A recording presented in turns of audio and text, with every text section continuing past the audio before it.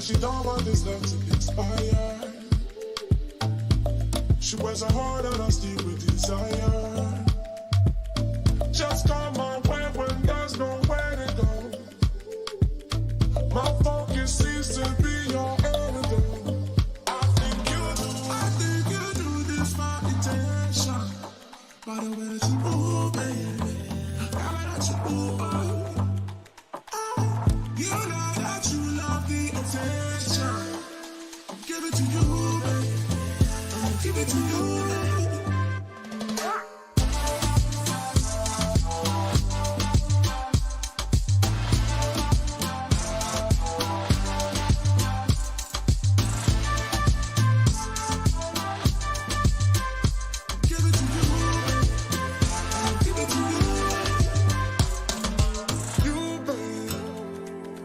I see it in your eyes, it's all about you, baby. I can read between your lines. She a woman on fire, make a man catch fire. Hey, the way you move it, the way you do it, it's something I can't control. Yeah, yeah. I think you do this for intention. By the way that you move, baby, the way that you move, you know that you love the attention. Give it to you, baby. I'm gonna give it to you, baby.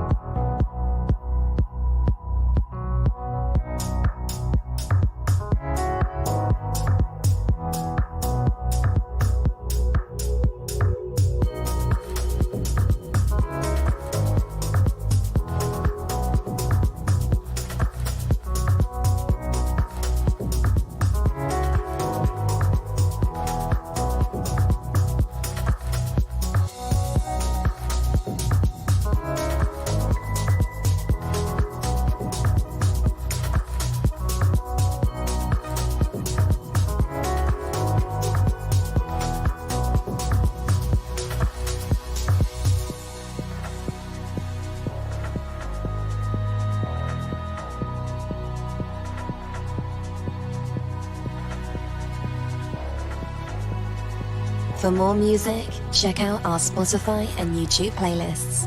Enjoy.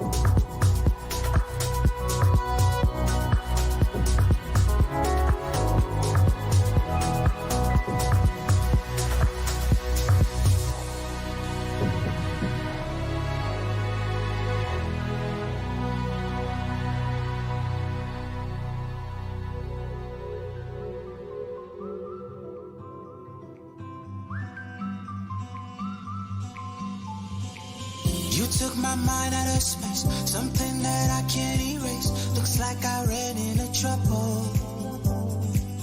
Wish I just stayed on that night, mixing tequila with Sprite, and I had more than a couple. Now every time I think of you, I smile.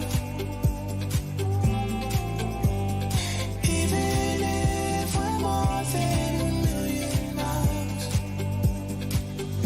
you make me smile.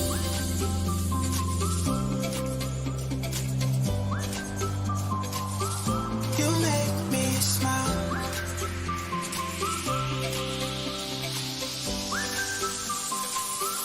You make me smile.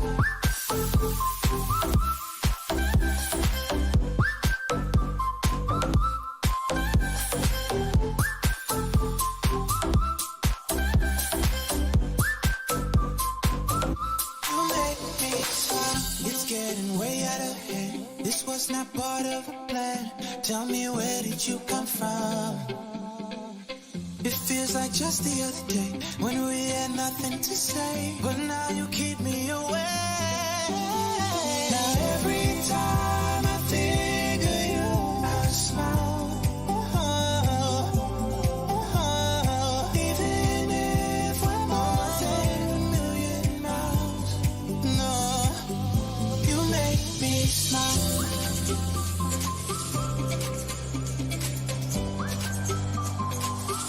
You make me smile. Make me smile.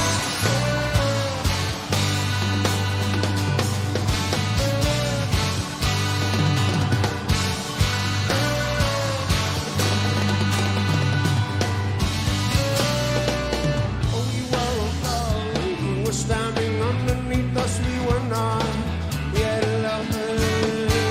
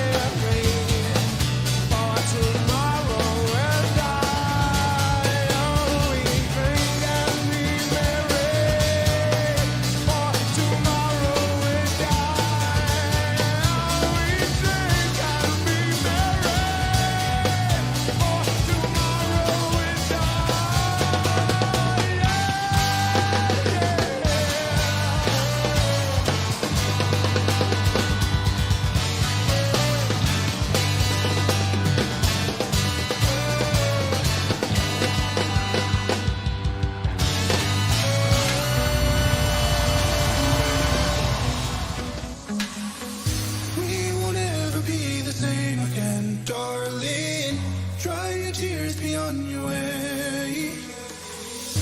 You don't understand all that you took from me. Love again another day. You met me in the dark. You filled my walls up with a gallery of stars. But I keep asking myself, is this wanderlust? Who breaks my fall when I am face down in the dust? I think I've made up my mind.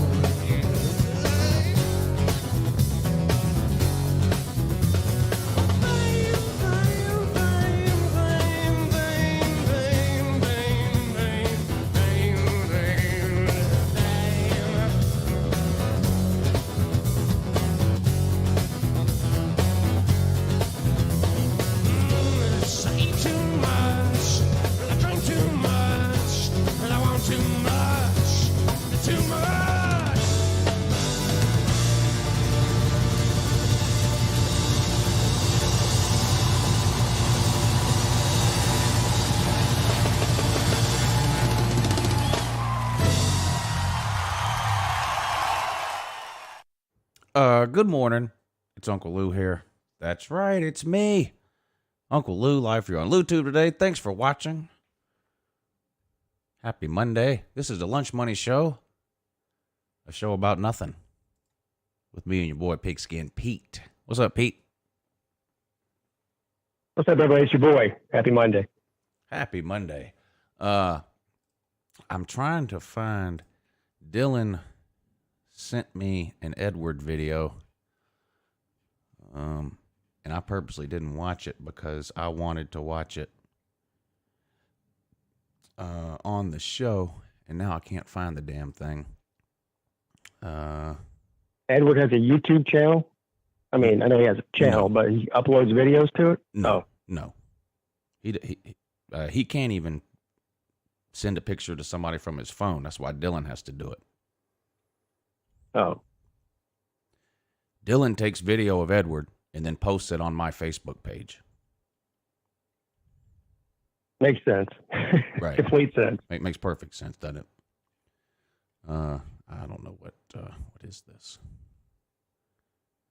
Notifications.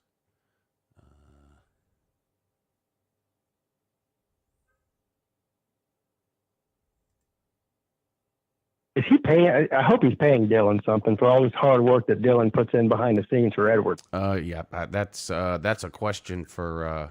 Is this it? Yeah, okay. That would be a question, I guess, for Edward or Dylan. Yeah, this is Edward. Now I haven't seen this yet. Like I said, I don't know what it is. It's only a minute long, so I know a bunch of people are probably thinking I'm fixing to click off this now. I'm going to show an hour long Edward video, but no, it's a minute long, so everyone can bear with me here. But here's our boy Edward, a video as sent in by Dylan. Here we go. Yeah, good afternoon, yeah, this is Edward. I'm gonna let you guys talk about Oklahoma, Texas Big 12. Now, there's rumors going on saying that they're leaving the Big 12. Well, it's not confirmed yet, but, it's a rumor. And Bob Bowlesby, he's the biggest prick of all, running a sinking ship. They need help. Why don't you just go and get Boise State and Central Florida, keep that boat floating? I mean, Texas, they're winning what, like 7 games per year or something, and Oklahoma's doing 10. I mean, my God, Texas barely making it. Oklahoma, I mean, come on, if they both leave, it's going to explode. I mean, ACC's going to know about it, a Big Ten, SEC, everyone's going to know. And then what's going to happen with Big 12? They're just going to fall apart, sinking ship. There's a ship right here. So Oklahoma, I would say Oklahoma has made the playoffs a lot, but they're 0-4 in the playoffs. Oklahoma's made the playoffs so many times that, I think right now, until it's confirmed, those two aren't going anywhere. They're staying. Bob Bowlesby, get Boise State and Central Florida. Come on. Okay. So I don't know if you could put that video back up without sound and pause it, but there's 2 things I noticed about that video right off the bat. One better be his shirt. First of all, Is one his shirt? No, one wasn't his shirt. That would be a third thing, though. Okay. First thing was he's standing. It looks like in a residential area, probably in his neighborhood. Hold on. Let me mute it. Okay. I muted it. All right. And he has what appears to be a mask in his hand. Oh, that I didn't notice. Now, oh yeah, he had it. Yeah, he was waving that thing around the whole time. Oh yeah. There it is. You're right. I see it now. Yeah, he's got the mask. Now, I don't know what the mask was, like whatever. But you're outside in your own neighborhood, in your own yard. I don't know why you're walking around with a mask. That's number one. Number two, his watch. He is starting a new fashion trend here. He wears his watch on his elbow. I see that now. I see that now. What the hell is that? What I noticed was his shirt partially tucked in. Oh yeah. Yeah, tucking in the t-shirt's always a good look. Yeah, that's what I noticed. Another quality video from Edward, though, doubt about it. Of course, turns out his hypothesis about Texas and Oklahoma is wrong. They are in fact joining the SEC. I wonder when this video was shot. I believe it was yesterday or the day before. It was posted to me 12 hours ago, so at 10 o'clock this morning. But I don't know when it was shot. I don't know when it was filmed or whatever. But it was posted to. I was tagged in this video 12 hours ago. So that's that. Edward's not a fan of the SEC getting those two teams. It appears. I think he's in the majority. With that opinion, I'm not. I think this is a terrible idea for college football. Well, that's yet to be seen, but I understand where people are coming from. How it affects Clemson is all I care about, really. I mean, I do care about how it affects the rest of college football too, but I mean, obviously, all I care about really is Clemson. And I would actually at this point, I would like to see Clemson jump ship out of the ACC. I don't think they're going to, though. I'd like to see them.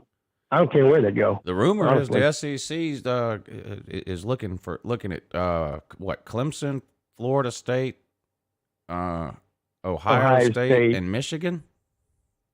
Yeah.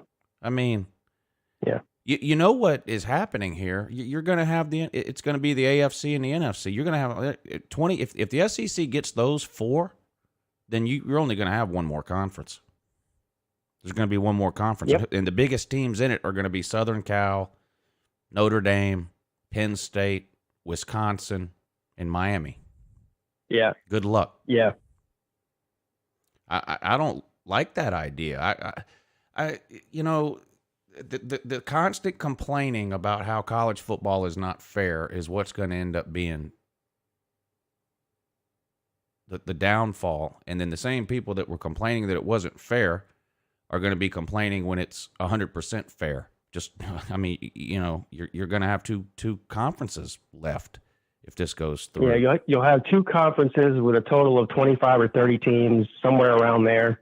And basically what that conference will be, or those two conferences, it'll be a farm team for the NFL. Yeah, the AFC Junior and the NFC Junior. Yeah, and then the rest of the teams left over, they will be glorified Group of Five conferences, basically. Yeah. I don't know. We'll see. I mean, I'm okay with the now, to me, if the SEC stops now, I'm okay with the idea of four conferences. Now, I don't think there's enough good teams left. Well, it's not even about good teams. It's about good football programs because, like Florida State, for example, is not a good team now, but they're a good football program. I mean, they're going to be back to winning 10-plus games a year at some point, but I'm okay with the idea of four conferences. I mean, if you look at the way the playoffs are trending with the 12 teams and four get a bye, okay, well, then the four conference winners. So let's just do away with the Power Five, merge to 16 teams each. But I don't know that that's gonna. I don't know that that's gonna happen. The Big 12 needs to go away and just dissolve. And the Pac-12 can get a few from there, plus maybe Boise State. And if that giant piece of doo-doo, what's his name, the ACC commissioner, and he's quitting anyway, isn't he? Well, yeah, Swofford's out the door. They got a new guy now. Well, if somebody from the ACC isn't holding Notre Dame's head on a chopping block right now, then they deserve to be fired yesterday. I mean, I don't know who's in charge. I agree with you. If Swofford is still in charge today, he needs to be basically telling Notre Dame, you're in or you're out, effective tomorrow. You got till noon tomorrow to let me know. I don't know what type of contract Notre Dame has with the ACC, but the ACC needs to lock them down in football and then add one more. Yeah, well, I agree. That should have happened a long time ago. But the other thing I'm hearing now is that there's people that want the Big Ten and the ACC, because let's be real here. Out of what's going on with OU and Texas coming, let's say they do come to the SEC. That's not set in stone, but that's 90% chance what's going to happen. Who are the losers out of this? The ACC is a big loser, and the Big Ten's a big loser out of it too. So there's talk that the ACC and the Big Ten should do some kind of a merger where they take, I don't know, maybe there's best 8 teams out of each conference and merge and make their own conference, and then the leftovers from that go to whatever, the Pac-12. Yeah. Now that sounds extremely difficult to navigate that, politically and everything else. I mean, if you look at the ACC right now, I know North Carolina hasn't been a traditional football power, but I do think that they have some potential too. North Carolina's a pretty good recruiting state. I don't know where it ranks, but it's a pretty good state for recruiting. So, and then of course you got Clemson, Florida State, Miami. If you add Notre Dame, let's just be real, that's 4, in most years, that's going to be 4 top 25 programs. North Carolina, a potential for a 5th every year, I think. And then you go and you add either somebody from the Big 12, whether that's West Virginia, or Cincinnati or Central Florida. And I think the ACC, forget the Big 10, I think the ACC could get to a spot where they have 6 to 7 top 25 programs relatively easily. And that may not be as many as the SEC on any given year, but if you've got 6 or 7 top 25 programs, that's enough to sustain that's enough to survive. And then the Big 10, of course, has Ohio State. Michigan is like Florida State and Tennessee and Texas to a degree.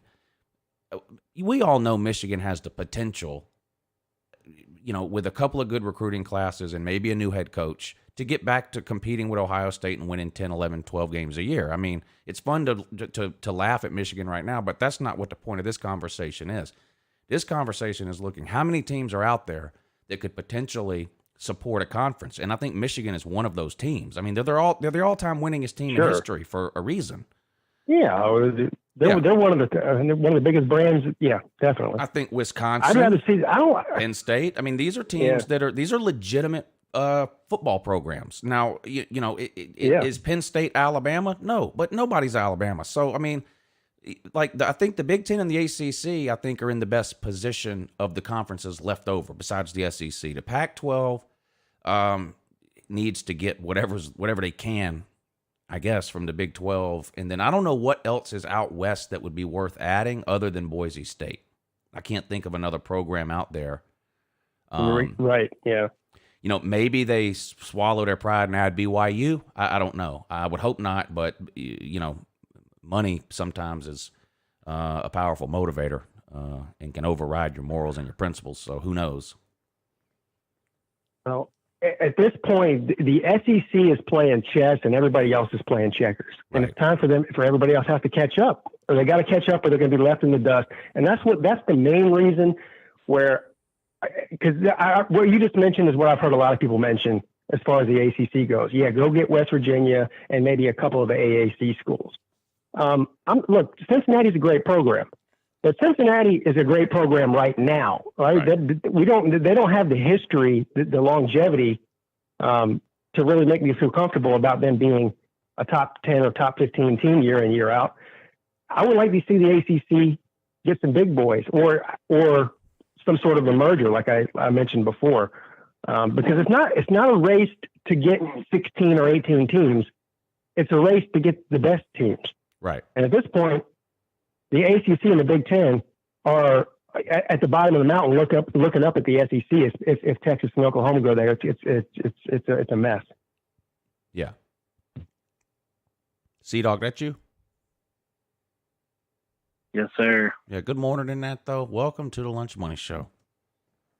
Hey, everybody. I'm glad to be here. Yeah, this is groundbreaking. What's Your up, first Cdogg? appearance on the Lunch Money Show. Yeah, I called in the other week, I think, about right after I had jumped in the river. Oh, DVD. yeah, that's right. Yeah, you did call in for a little while. Yeah, that's right. Yeah. That's right. But I'm excited to be here. Yeah, we're glad to have you. This worked out good. Now, a little birdie told me that that the Lunch Money holds a special place in your heart. Is this true? The lunch money show was, where I kind of cut my teeth as I was getting started on YouTube.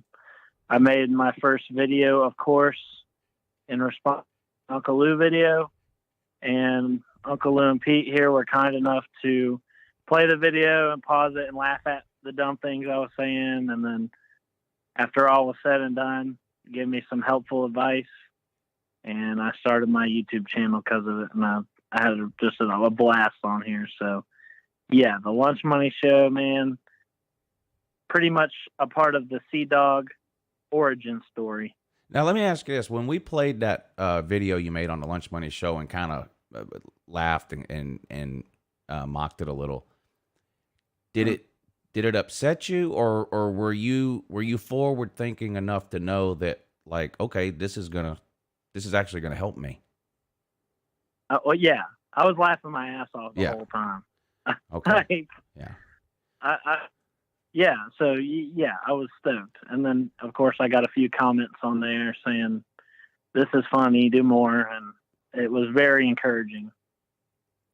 So yeah, I was stoked. Yeah. Well, good. Yeah. Some people don't understand that playing your video, regardless of what anyone says about it, is helping you. Right. In the long run, no matter who plays it. Yeah. I've been arguing with this Talk His Pit guy all off season. He's like, you can talk all this trash to me about Pitt and everything and make fun of my channel, but it's just helping my channel. I'm like, that's the point. It's interesting when everybody's arguing. People love that.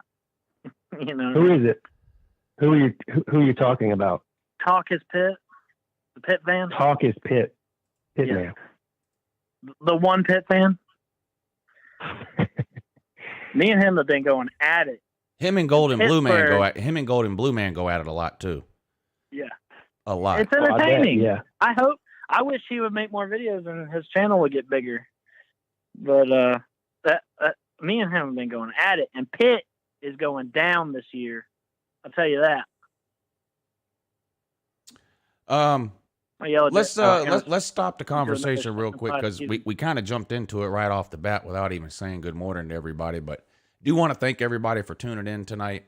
And with the BVD thing, which we'll talk about in just a second, I don't really have any more information than I'm sure. I think that anyone who is interested, in keeping up with what's going on with BVD, you probably know the latest, but we'll fill you in best we can here in just a second.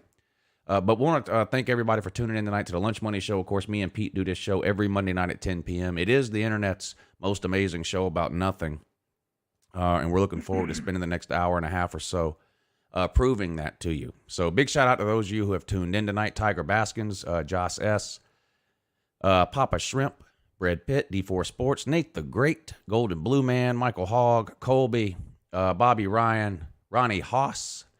Ronnie Haas is bounced the beer off the basketball guy. I like that guy. Jeremy Garrettson, Jerome Pruitt, Shaquille Oatmeal is here, another great name. Chiquita is here, Chase Hamilton, Matt K, Corn Dog, Lucas Sharp, Mosey B. He says Boomer. Mosey, let's get that SEC chant going, buddy. You start it off in the comments section. SEC. I am looking forward to hearing Texas and Oklahoma fans chant SEC after clowning conference pride for the last 120 years. But I appreciate all of you tuning in. Donut Head, good to see you. Bobby Ryan, Dylan Deloney, thanks everybody for tuning in. Tiger Baskins, thank you for what is this? Thank you for sending the Cash App, sir. He says, I'm sorry, I'm just getting here. Go Dogs. No need to apologize, sir. No need to apologize. You're here now, and that's really all that matters, to be honest. Me and Peter on here every Monday night at 10 o'clock shaking our can for you. The only thing is we don't stand on the corner. We do it from the comfort of our own grandmother's basement. If you'd like to put some money in the can, Super Chat located right below the comments section. PayPal link, I will post that in the comments section now. Those are the two most popular ways and easiest ways to support the show. And as usual, we appreciate any and all support we get. Over on the PayPal page, we have some scholarly gentleman who has sent in $19.80. That's an odd amount to send in. Don't know what that means. But this is Corn Dog. He says, Dan Mullen watches Megan do all the recruiting from inside the closet, usually dressed as Darth Vader. Horns down, go Dogs. Damn. So Mullen hides in the closet and watches Megan Mullen do the recruiting. That is alarming news, but not surprising. In There's a word for that. Yeah, cuck. There's a word for that. Yep, that's it. Dan the Cuck. Instead of Dan the Clown Mullen, I guess it's Dan the Cuck Mullen now. And speaking of clown coaches, UncleLou is revving it up here in anticipation of September 4th. And I have to say, Pete, it has not been that difficult to rile up the Taters. Now, obviously, I'm not talking about it's you. not difficult. But in No, general, it's not that hard at all. Listen, I do it on a daily basis, and I'm not even trying. Yeah. So, I mean, I made a Dabo Swinney video, and people are besides themselves. So, and then of course, now I'm assuming the two of you have heard my #1 single that I released a couple of days ago, called Tater Man. not only did I hear it, it's quite a possibility that Tater Man might be my uniform for the Slob Olympics. So, I think I should play Tater real Man life. real quick, just in case anyone hasn't heard it yet. But this will be the Lunch Money debut of my latest #1 single, which I have 3 or 4. I've got the UGA Hokey Pokey. I've got a couple of rap videos. I've had several #1 hits. This is the latest. But UncleLou presents for you Tater Man. Tater Man, does whatever the tater can. Runs down the hill, rubs his rock. The ukulele can suck my... Watch out, here comes the Tater Man. Some of my best work there. And then, of course, the ending was great, too. And I mentioned this on the morning show this morning. I fully intended on saying I'm doing LouTube, bitch, when I started to say this. And I admit that I didn't have the balls to yell it out down here. But that was my intention when I was so rudely interrupted here. But here you go. The Clemson fans just get dumber by the day, but go just read through the comments of that Dabo Swinney video I made the other day. I mean, like I said, the video wasn't even that bad. It was just, here's what Dabo Swinney said, and here's why it's completely ridiculous, which it was ridiculous. Hey, how you doing? Yeah, good morning. Good. It was pointless. It was completely pointless. Keep it down if we can. Trying to work here. I'm doing Lou too. Yeah, I didn't have the balls to do it. I'm a little bit ashamed. Yeah, I don't blame you. I'm a little ashamed. Well, shouldn't be. You're in a foreign land. You say I'm doing LouTube, bitch, and somebody hears you and takes it the wrong way. Before you know it, you got a gun in your face. Right. Yeah, that's no good. You never know. Need that. I don't need that. No. So there you go. UncleLou's latest #1 hit, Tater Man. It's very catchy, too. You can't help but sing it once you hear it. Tater Man, Tater Man. It's very catchy. Somebody in the comment section commented, this clown stole this from the Spider-Man song. Oh, really? And I'm like, well, nothing gets past you, on buddy. That note, nothing gets past you. If I do end up wearing a Tater Man costume, a superhero Tater Man costume for the Slob Olympics, I am not wearing anything that resembles a Spider-Man outfit. That's not happening. Okay, good. Cdogg, now the three of us are all 3 dressed up for the first Slob Olympics, and all 3 of our uniforms were amazing.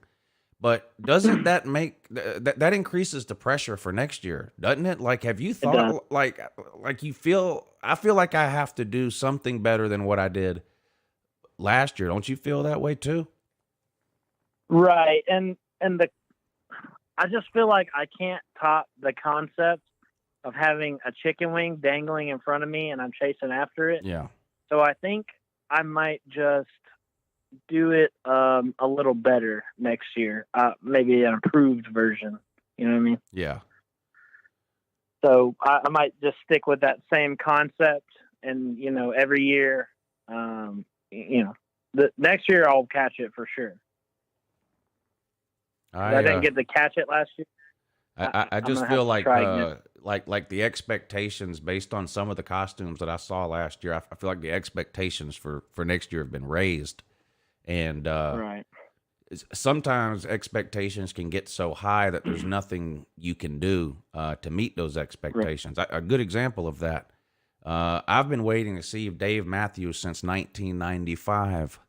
And I finally got the opportunity to do it this Saturday. And I was worried that I had built it up so much in my head that there was nothing that could happen to meet those expectations. But I was wrong. It was absolutely, it was better than I had thought it would be. It was unbelievable.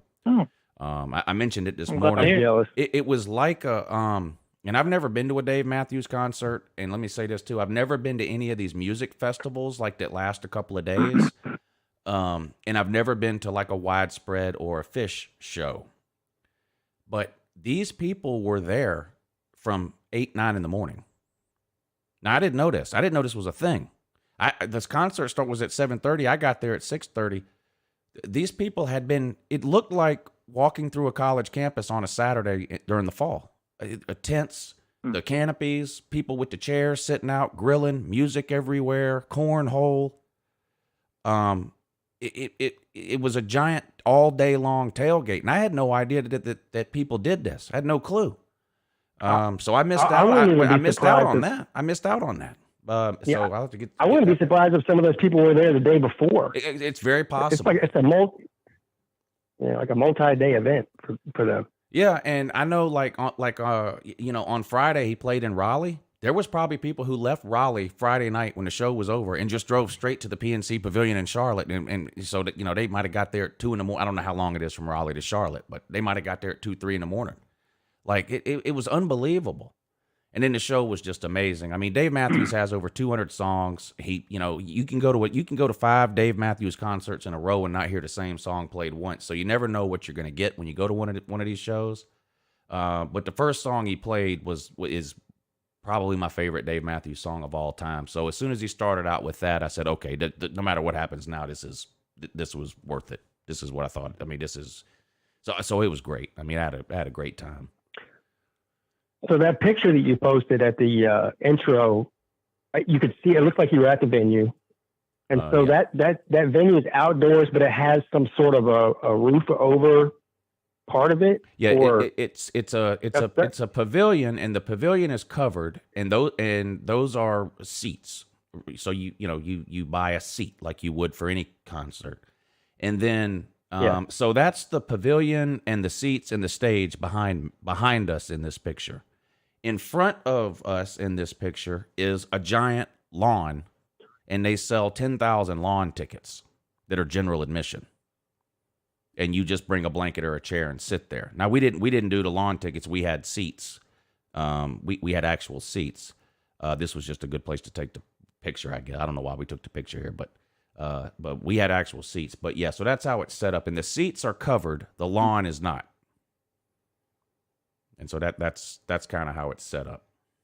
I should have took a better picture. I went to a dinner like that. So yeah. So that we was sat that. on the lawn. Yeah, but it was a lot of fun. And I mean, they're playing in Atlanta tomorrow, and I spent probably 2 hours today trying to convince myself to go tomorrow. I'm not. Convince yourself not to go or to go? Well, both. Like I would say, I'll go, and then I would talk myself out of it. Then I'd talk myself back into it. But I'm not going to go. But like that's how great it was. Like Tool is and always will be my favorite band.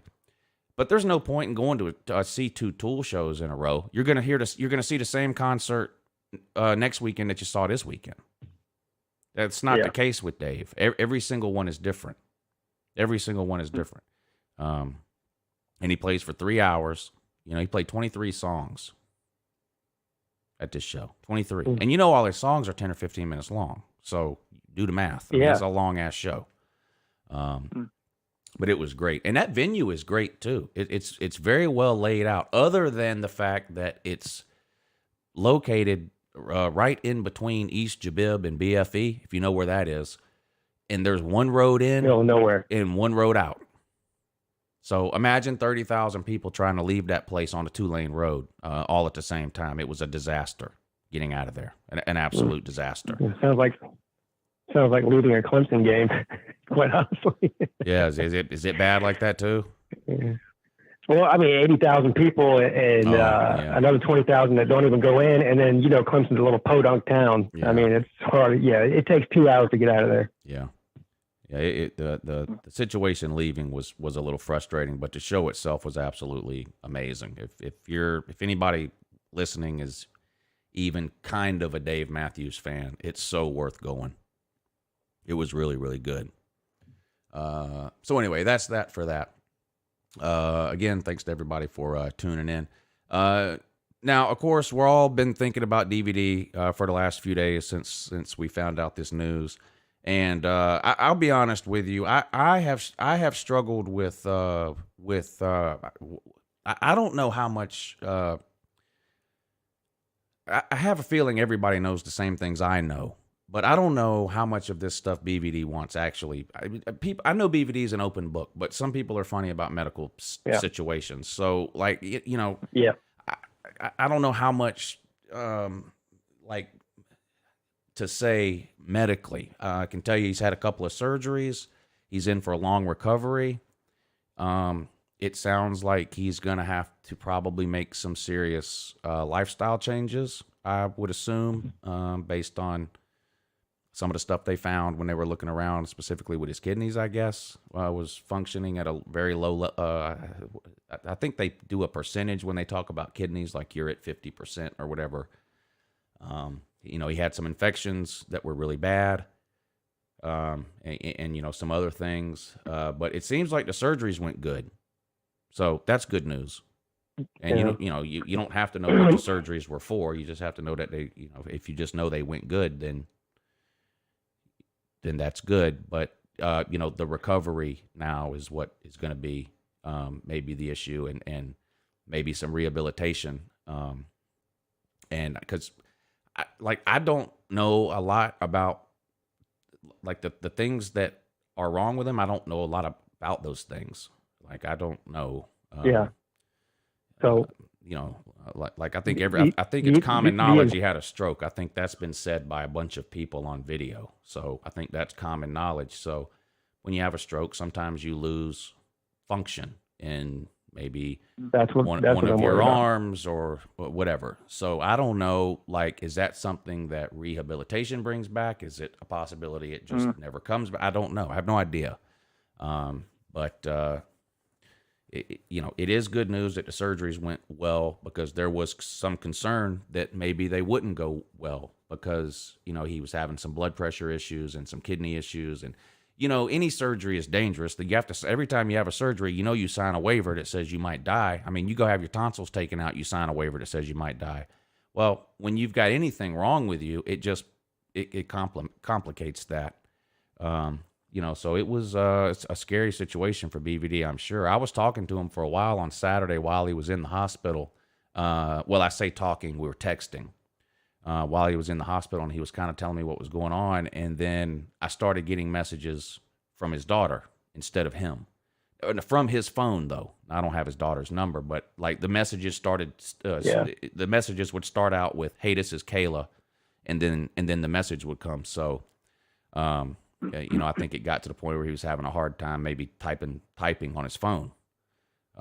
So it's going to be a long uphill road, I think, for BVD, but it sounds like it's something that he can recover from. So that's good news, I guess. Well, I'm really, really worried about the effects from the stroke. Now, the infection which sparked the 2 surgeries to begin with was the most immediate life-threatening situation. Sounds like he came out on the better end of that, which is great news.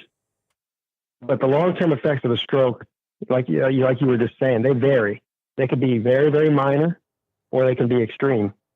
And so at this point, that's my biggest worry is how is that all going to play out?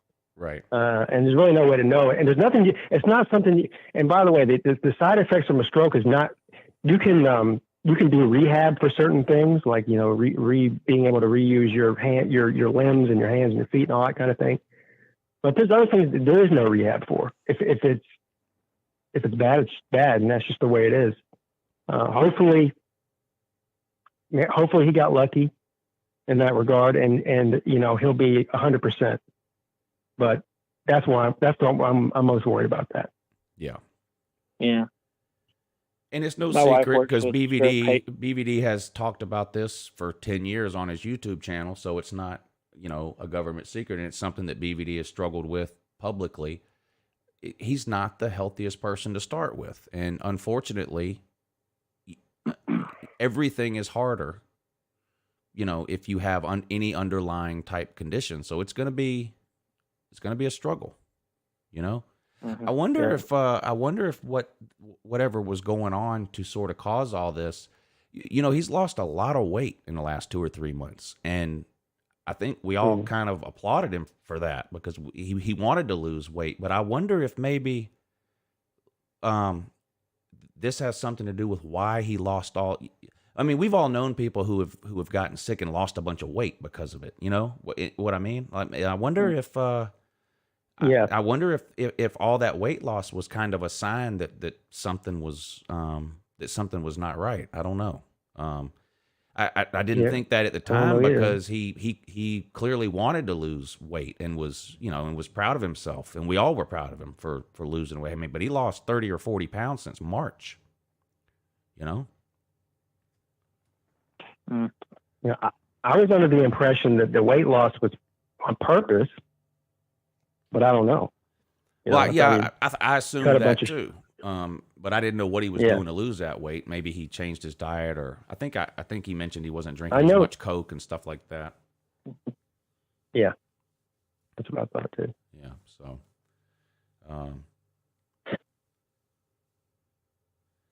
so I've been just hearing the same things everybody else has. You know, I watched Carter's videos or D4's videos. I text back and forth with D4 a few times a day. He's been to see BVD a few times, I guess. And I think maybe Carter has too. Yeah, shout out to D4. He's been keeping me updated through text, and I really appreciate that. Yeah. And everybody that's uploading videos with, you know, whether it's Celine Driver or Carter, whoever's just letting everybody know. Yeah. That helps. You know. So anyway, you know, we all hope and want the same things for BVD. So we just, you know, whatever it is you do, whether you meditate, whether you pray, whether you do thoughts, you know, whatever you do when there's one of these school shootings, do that now. Yeah, I don't meditate or pray. I just worry. Yeah. I sit around and worry, which is not healthy. You know. Yeah. That's how I do it. Oh, I got good news and I got bad news, guys. What do y'all want first? I'll give you the good news. We need some good news. Oh. Here's the good news. Okay. The good news is Edward's on hold. Oh. That's the bad news too, isn't it? That's the bad news too. So here you go. Without any further ado, it's time for everybody's favorite Monday night segment, Edward. Edward, what's up, buddy? Hey, what's up, Lou? Hey, Pete. Cdogg, what's up, brother? Edward, what up, my man? Not much. Yeah, I do wish BVD a speed recovery. Rob Dog, shout out to you, sir. Edward, that video that Lou played earlier. Yeah. I got some questions, buddy. Huh. I'm sorry to tell you. You do. Yeah. Well, there's 3 things that we noticed. Now, let's start with the mask in the neighborhood. What was that all about? Do you wear your mask outside by yourself at your house? Oh, no, I don't. I mean, I'm all vaccinated, so I'm like, who needs to wear a mask if you're vaccinated? Well, I already had one. Yeah, I did have it, you know, just in case, you know. I didn't wear You just carry it just in case. You don't wear it. You just carry it around. Well, if I'm, like, working at, like, my job, yes, I will wear it. Yeah. Of course. Okay. But Right. I'm just being funny, you know. But that's, Oh, that was okay. I got you. The other thing was the watch situation. yeah. Now, I don't know what kind of watch it was. We might need to get Celine Driver to verify the make and model of that there watch. But it wasn't so much about the watch itself as where you wear your watch. Where do I don't think I've ever seen anybody wear their watch on their elbow before. That's got to be is that a new fashion trend? That's mine. That's the Edward special, huh? Right. Edward's not a follower. When it comes to fashion, Edward's a leader. He sets the trend. Yeah, I can see that. He sets the trend. So you just wait. Next month, everybody's going to be wearing the elbow watch. Right. You got it. I'm going to start doing it. Yeah. There you go. Nice. And last but not least, I guess with the T-shirt situation, I didn't notice that till Lou pointed it out. Oh. But that's like one of my classic T-shirts when I was in high school. Great T-shirt. Great T-shirt, but it was tucked into a pair of elastic pants. Yeah. Right. That's pretty strong. Edward, what'd you think about my #1 hit single, Tater Man? Oh, yeah, I saw the video. I liked it. I thought that was awesome. Hilarious. Thank you. You're welcome, man. My boss makes great videos. What can I say? A few more songs that I can put out a CD. Do people even do that anymore? Yeah, man. Oh. No. Well, I will. You need a second verse. That's what you really need. Yeah. There you go. You'll get there. One of these days. Well, there's a question I'd like to ask you guys. When the season starts, will I still be smack talking on the show, or? Seems to me that would be the prime time for smack talking during the season. That's just me, though. Right. Okay. I was just curious to know.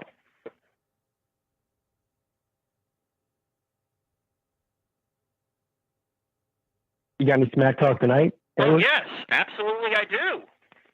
Can't wait to hear this one. What is All it? right. This one is Texas Crybabies. This should be good. Yes, I think you guys will love this one. All right, ready? All right, here we go. All right. Well, Texas, since 2010, Texas has been 7-5 or worse. 8 out of 10 years, you suck. Your best win since then was a Sugar Bowl that half of Georgia teams sat out in. Woo! They didn't want it. Anyway, stop going to the NCAA over horns down. You suck. That's why teams like Oklahoma do horns down. You know, quit acting like a bunch of little girls and bitching about horns down. Hey, Texas, know what might stop horns down? Beat Oklahoma.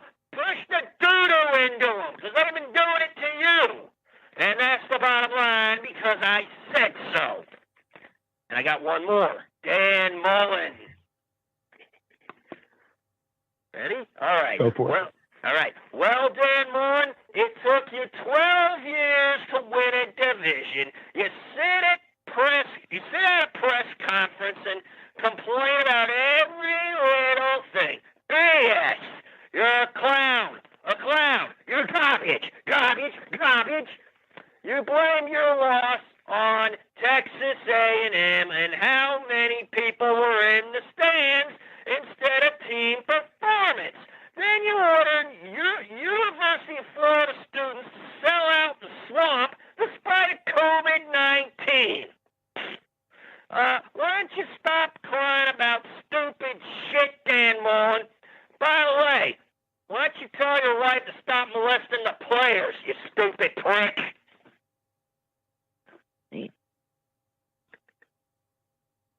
Wow.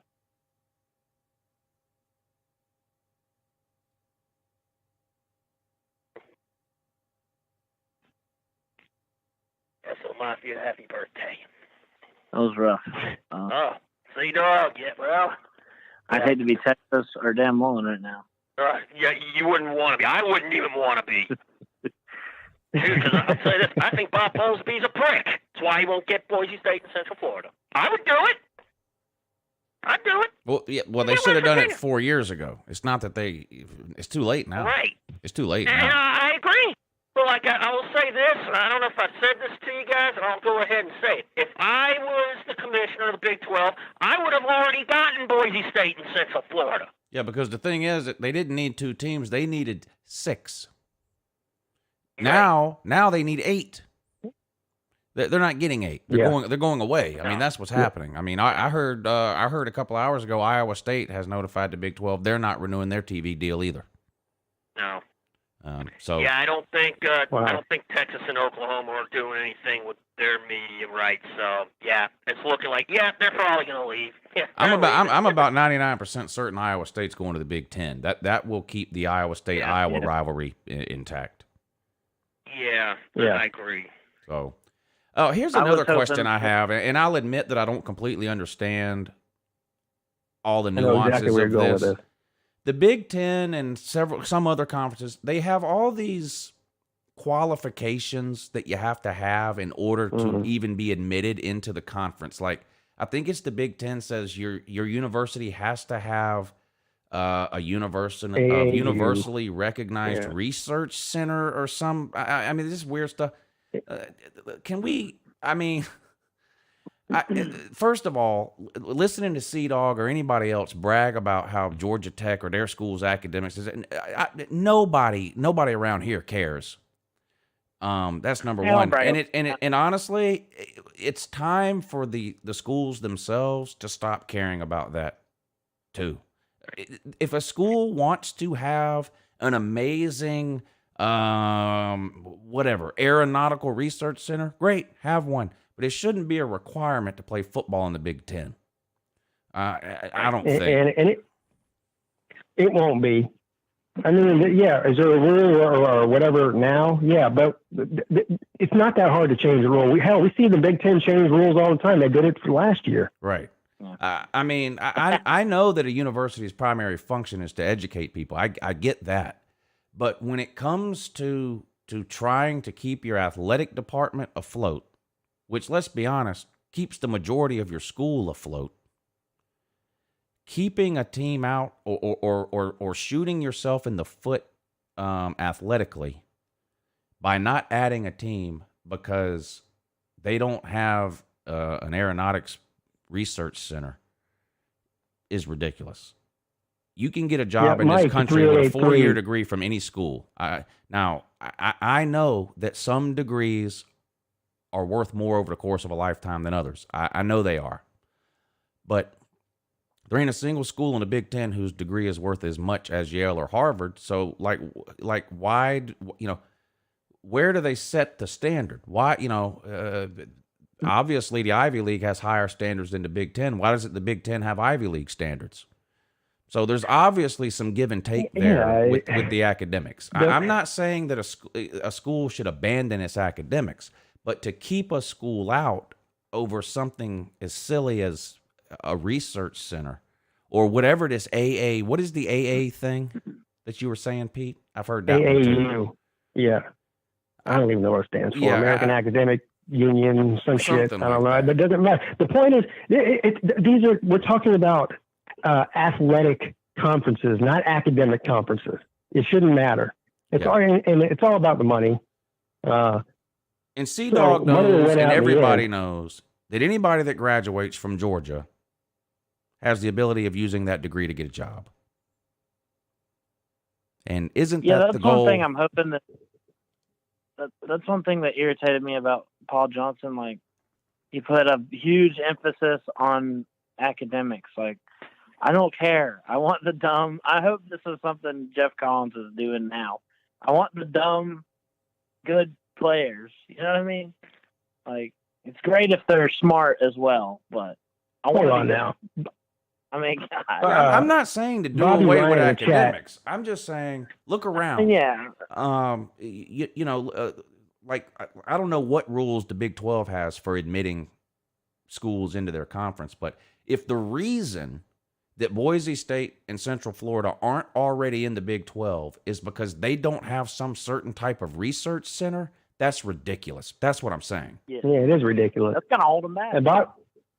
Bobby Ryan in the chat says, "Hey Lou, that silly academic alliance makes $10 billion." So what you're telling me, Bobby, is that 10 schools in the Big Ten, or I don't know how many they have, so they're all making about $1 billion off of that. I mean, so what does that have to do with football or any sport? Exactly. And how are they making that money? I don't understand that either. There's not a bunch of people in line right now to see the academic decathlon. I can promise you that. Yeah, I mean, hell, Jeff Bezos makes $10 billion a day, but how does that affect? The two don't have anything to do with each other. The Big Ten isn't the SEC. Football isn't the only thing they have. Who's the best basketball conference over the last 5 years? The SEC. Who's the best baseball conference? The SEC. Who's the best women's softball conference? The SEC. Stop pretending you know anything, because clearly you don't. What he's insinuating there is that the academics isn't important in the SEC, but it is in the Big Ten. That's what he's saying. Okay. Yeah. Yeah. It's harder to get into Vandy. It's harder to get into Vandy than it Yeah. is any school in the Big Ten. Period. Except maybe Northwestern. And Northwestern and Vandy are probably pretty close. So let's. Yep. I don't agree with that. This guy's watching a football channel. Over here beating the academic drum.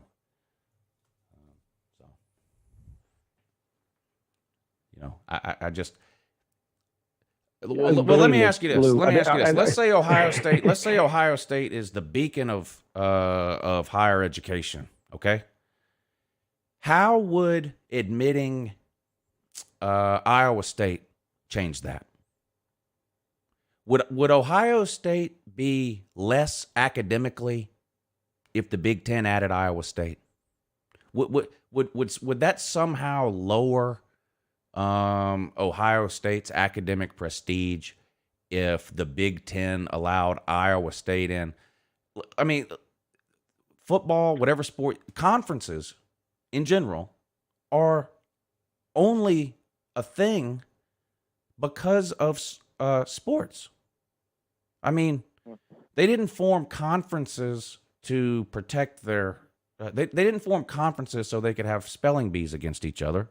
I mean, the conferences only exist to define what league they play in sports.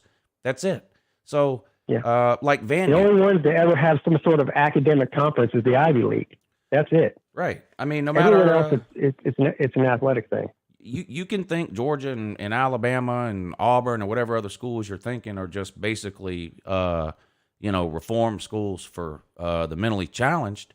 Has that affected Vandy academically at all in the last 30 years? No. No. Yeah, that's true. That's true. So, we're the Big Ten. We can't let whatever school in because Ohio State has a medical research facility. Well, okay. Mark my words. Okay. Mark my words. If the Big 12 dissolves and there's a conference realignment, the Big Ten will they will change their rule on not letting somebody who's not an AAU member in. It'll happen. They'll get left behind if they don't. Yeah, right. I mean, you have to add, Texas and Oklahoma, the two of the bluest bloods, and you're adding them to the SEC, already the best conference. I mean, and never mind the fact. You have to bring. Go ahead. I was just going to say, you got to bring in teams to balance it out. You got to try to catch up. It's going to be hard. Yeah. And, can we stop pretending that Ohio State doesn't have 80,000 students? They've never denied anyone. So what is this about academics in the Big Ten? There's almost 100,000 students enrolled between online, the main campus, satellite campuses, grad schools. There's almost 100,000 people enrolled at Ohio State. They've never turned anyone down. So what are we even talking about?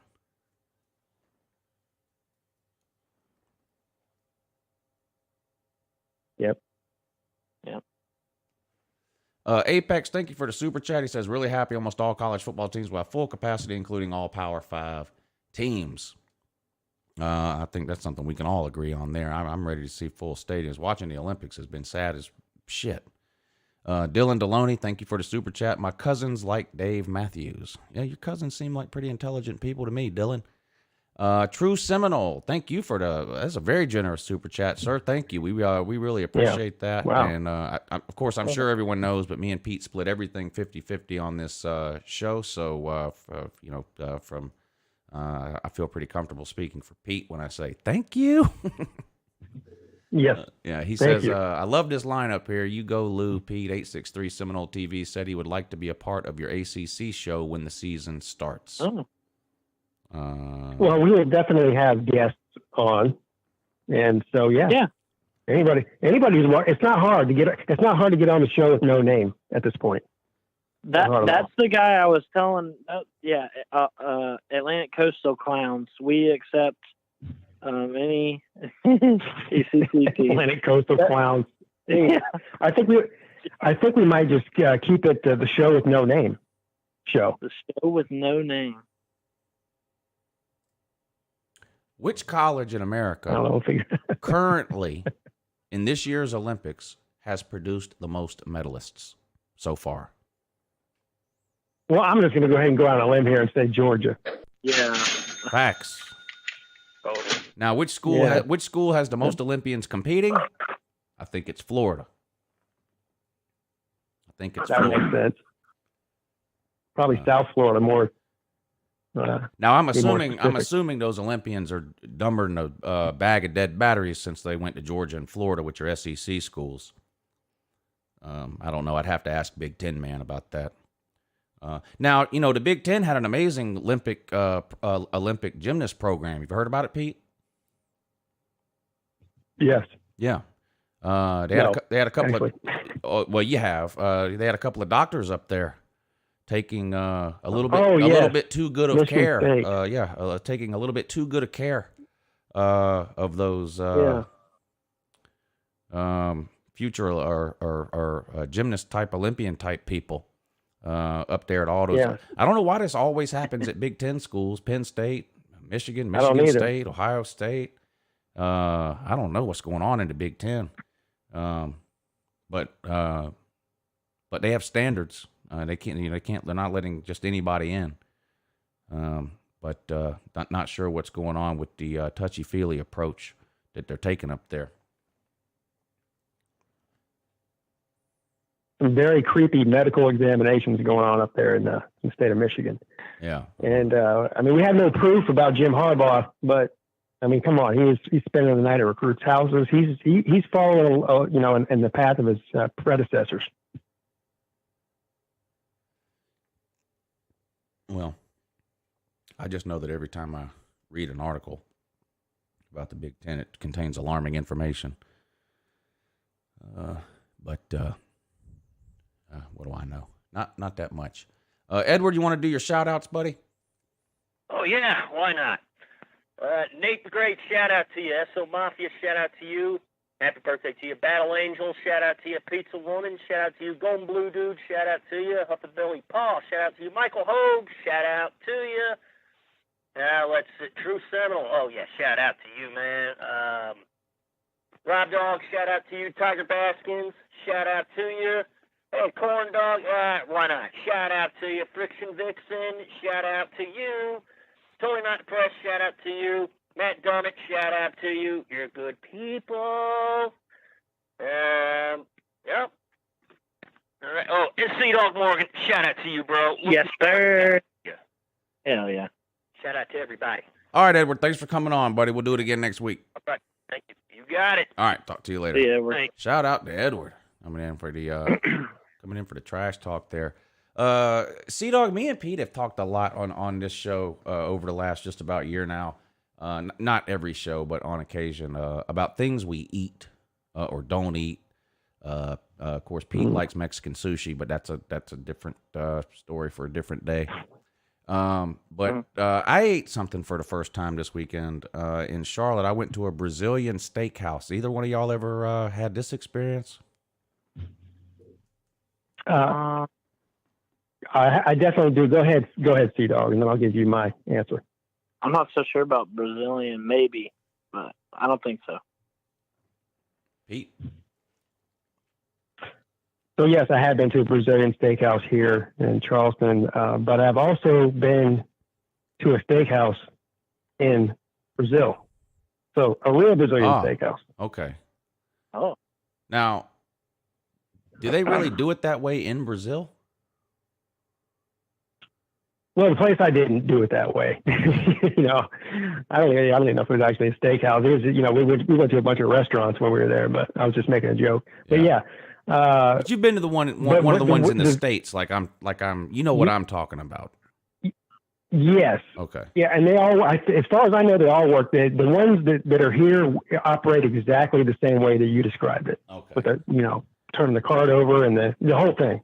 Yeah. Cdogg, what it is you walk in, you sit down, and basically they have a salad bar. At least this is the one I went to. It's a salad bar, but it's not just a salad on there. They had all kinds of meats and cheeses, prosciutto, and they had all the different, like macaroni salads and all that kind of stuff. You could really eat just a salad bar, and you'd be just fine. But you go and get your salad, you come and sit down, and they come over and they give you a card. And one side of the card is green, and one side of the card is red. And when you want meat, you put your card green side up. And there's probably 10 people, workers, walking around in there. And they're basically walking around with a sword that has a giant hunk of meat on it. That's awesome. They walk up to if your card is green, they walk up to your table. They say, "This is filet mignon. It's cooked medium rare. Would you like some?"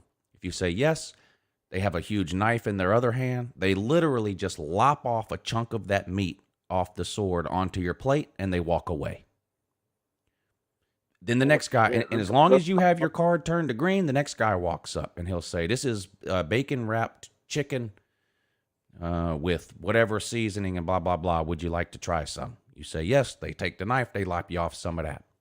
And it's 10 or 15 different types of 10 or 15 people walking around, all with different types of meat. Yeah. If they bring you filet mignon and they say this is cooked medium well, and you go, I prefer mine medium rare. 5 minutes later, there's a guy at your table with a sword that has medium rare filet mignon, and you can stay there as long as you want. Yeah, that's the thing. It's basically a all you can eat buffet, but it's not a buffet. Right. Kind of is. It's a buffet that comes to you, I guess. I mean, that's the a meat, good way to describe it. everything is so. This is high end meat. I mean, this isn't a steak you would get from Longhorns. I mean, this is good meat, and I mean everything was good. They had shrimp, all you can eat shrimp that was seasoned up. I mean, 4, 5, 6, 7, 8 different kinds of. I think they had 4 different kinds of just steak alone. Then they had 2 or 3 different kinds of chicken, pork chops. I mean, you name it, Pork, they had it. yeah. Pork, yep. Brisket. And when your plate gets about full, or you want to, because they don't wait for you to finish to walk back over. If the card is green, someone's coming over there and offering you meat. And so literally 6 or 7 minutes after you sit down, you've got an entire plate covered in like 8 different kinds of meat. I had to turn my card over just to catch up. Like, I hadn't even tried half the meat that was on my plate yet. They don't have any in Augusta. I think these are mostly located, I think, in bigger cities. Like, I know I was in Charlotte that had one. I know Atlanta's got some. My son has been to one in New York a couple of times, but it's really good. We got a couple of them here. They brought out 3 different sides. It's basically 3 big bowls, and one of the bowls was filled with mashed potatoes. One of the bowls was filled with, like, I think fried plantains or something. And I forget what was in the third bowl. So they bring you your sides too. But go there hungry. Like whatever day you're going there, skip lunch. Yeah, it's really good. It's really good. That sounds awesome. Yeah. I think the one we went to, I think it was about $50 a person, which is expensive, that's really good. That's not too bad. No, not for what you get. Right. Not for what you get. Because if you want, you can just you can eat nothing but filet mignon for an hour in there if you want to. You can just have them keep bringing the filet mignon and say no to the chicken if you want. I mean, you can do whatever you want in there. And you're getting the salad bar too for that price. So it's not too bad. And it's one of those things where you're sort of paying for it's hard to eat $50 worth of meat. I mean, I know we're professional slobs here, but at least for me, No, look, I didn't eat $50 worth of meat, but you're paying for the experience a little bit too. You know? you did, because listen, whenever Catfish came down to Charleston to meet with me, we went out to a steakhouse. I took him to one of the best steakhouses in the country because he said he wanted to buy me dinner. So I fucking took him somewhere. And I mean, the cheapest steak on the menu, we ate ribeyes that was like $65 a piece. That was just for the steak, not for steak and sides and a drink. Just for the steak was $65. And so, yeah, $50 for all you can eat. And like you said, it's quality. It's not, like you said, it's not like Applebee's steak. It's good steak. Yeah. That's a bargain, really. Yeah, it was really good. I had a good time. Now, after it was over, I had to walk around downtown Charlotte for 2.5 hours before I could button my pants back up. But you know what else I did? I can't believe I did this. After we ate, we walked around downtown Charlotte, and we found this one place, and they were playing music inside, so we went in. And I don't think this place was technically a club. I guess it would probably be classified as a bar. And when we first got there, it seemed kind of like a bar, mostly. But at some point while we were there, it turned into a club somehow. And I can't tell you the last. It's got to be 15 years or more, at least, since I stepped foot inside any place like that. The people watching was unbelievable. I'm happy to confirm that through my scientific studies and research, white people are still unable to dance. Well, I believe that. But they're very willing to try. Yeah. Especially the later the night gets. The later the night gets, the more people are willing to try. I stood on a wall for an hour and a half in that place, watching people make fools of themselves. Yeah. I've been known to get down. It was it'd been a long time since I'd been anywhere like that, and it was interesting to say the least. But I had a good time. I bet. Weekend. We had fun. Yeah, stayed at the Embassy Suites again, my favorite hotel. They always treat me good there, so we had a good time. Where is the Embassy Suites in relation to Bank of America Stadium? 2 blocks away. How far away? 2 blocks. Yeah, right. Took us 8 minutes to walk there. Yeah. Yeah. If you know where the NASCAR Hall of Fame is, it's literally right across the street from the NASCAR Hall of Fame.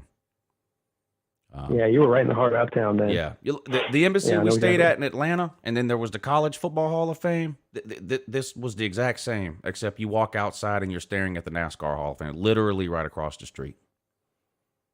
I like Charlotte, man. I've been there. Oh, I do too. 24 times probably. Yeah. And I'm not a big city guy because I like living in quiet areas. But if I was ever forced to live in a big city, I could live in Charlotte. Yeah. It's the cleanest big city I've ever been to. You don't see you see a few cigarette butts here and there, but you don't see any trash on the ground anywhere. And like downtown Augusta is infinitely smaller, and they can't keep 1 block of that place clean for more than 1 day. I don't know how they do it up there. I don't know if some kind of I don't know what happens in the middle of the night that they come in here and clean it up every night or what they do. I don't know, but it's spotless. And they've got all kinds of the land's got to be valuable in downtown Charlotte, but there's all kinds of open green spaces. Yeah. I mean, all kinds of parks and plazas and all kinds of stuff. Which is nice when you're walking through a big city, that it's not just building after building after building after building after building. It's a really nice big city. Yeah, and the parks, they're not like dirt tracks with weeds. They're very well kept up. They look they look attractive looking. Last time I was there, man, was in 2014. Y'all remember that year? 2014. Oh, yeah, we remember. Oh, yeah. Yeah. ACC championship. That's when I was there last. Right. Wasn't that the year you smoked Dan Mullen 30-3? Yeah, that was it. In the bowl game? Dan Mullen's It best was also season the year ever. freaking Jameis Winston, Florida State beat us by like a field goal. Yeah. Ah!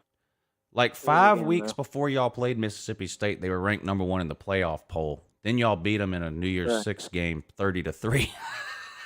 That damn Dan Mullen, man. He's something. Yeah. Clown level 1 million. True Seminole, thank you again for the super chat. He says, I didn't know y'all split it, so here's another cut to make it even. Well, damn. Yeah. You're like the Jelly of the Month Club, sir. The gift that keeps on giving the whole year round. Yeah. Clark. Man, that's really generous. Yeah, thank you, sir. We appreciate that. Here you go. Here's Shooter's full. Yep, that's right, Clark.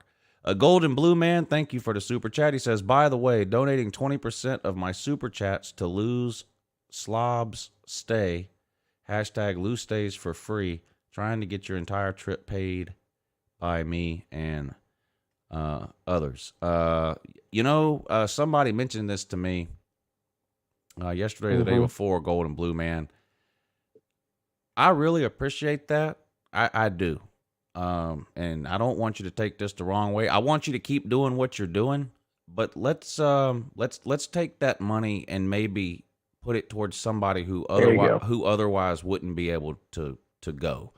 Whoever that might be, I don't know. Amen. And I'll leave that up to you to figure that out. But I'm always honest with y'all on here about, or as honest as I can be without alerting the IRS to anything. But I don't need, I really appreciate the gesture and the sentiment. I do.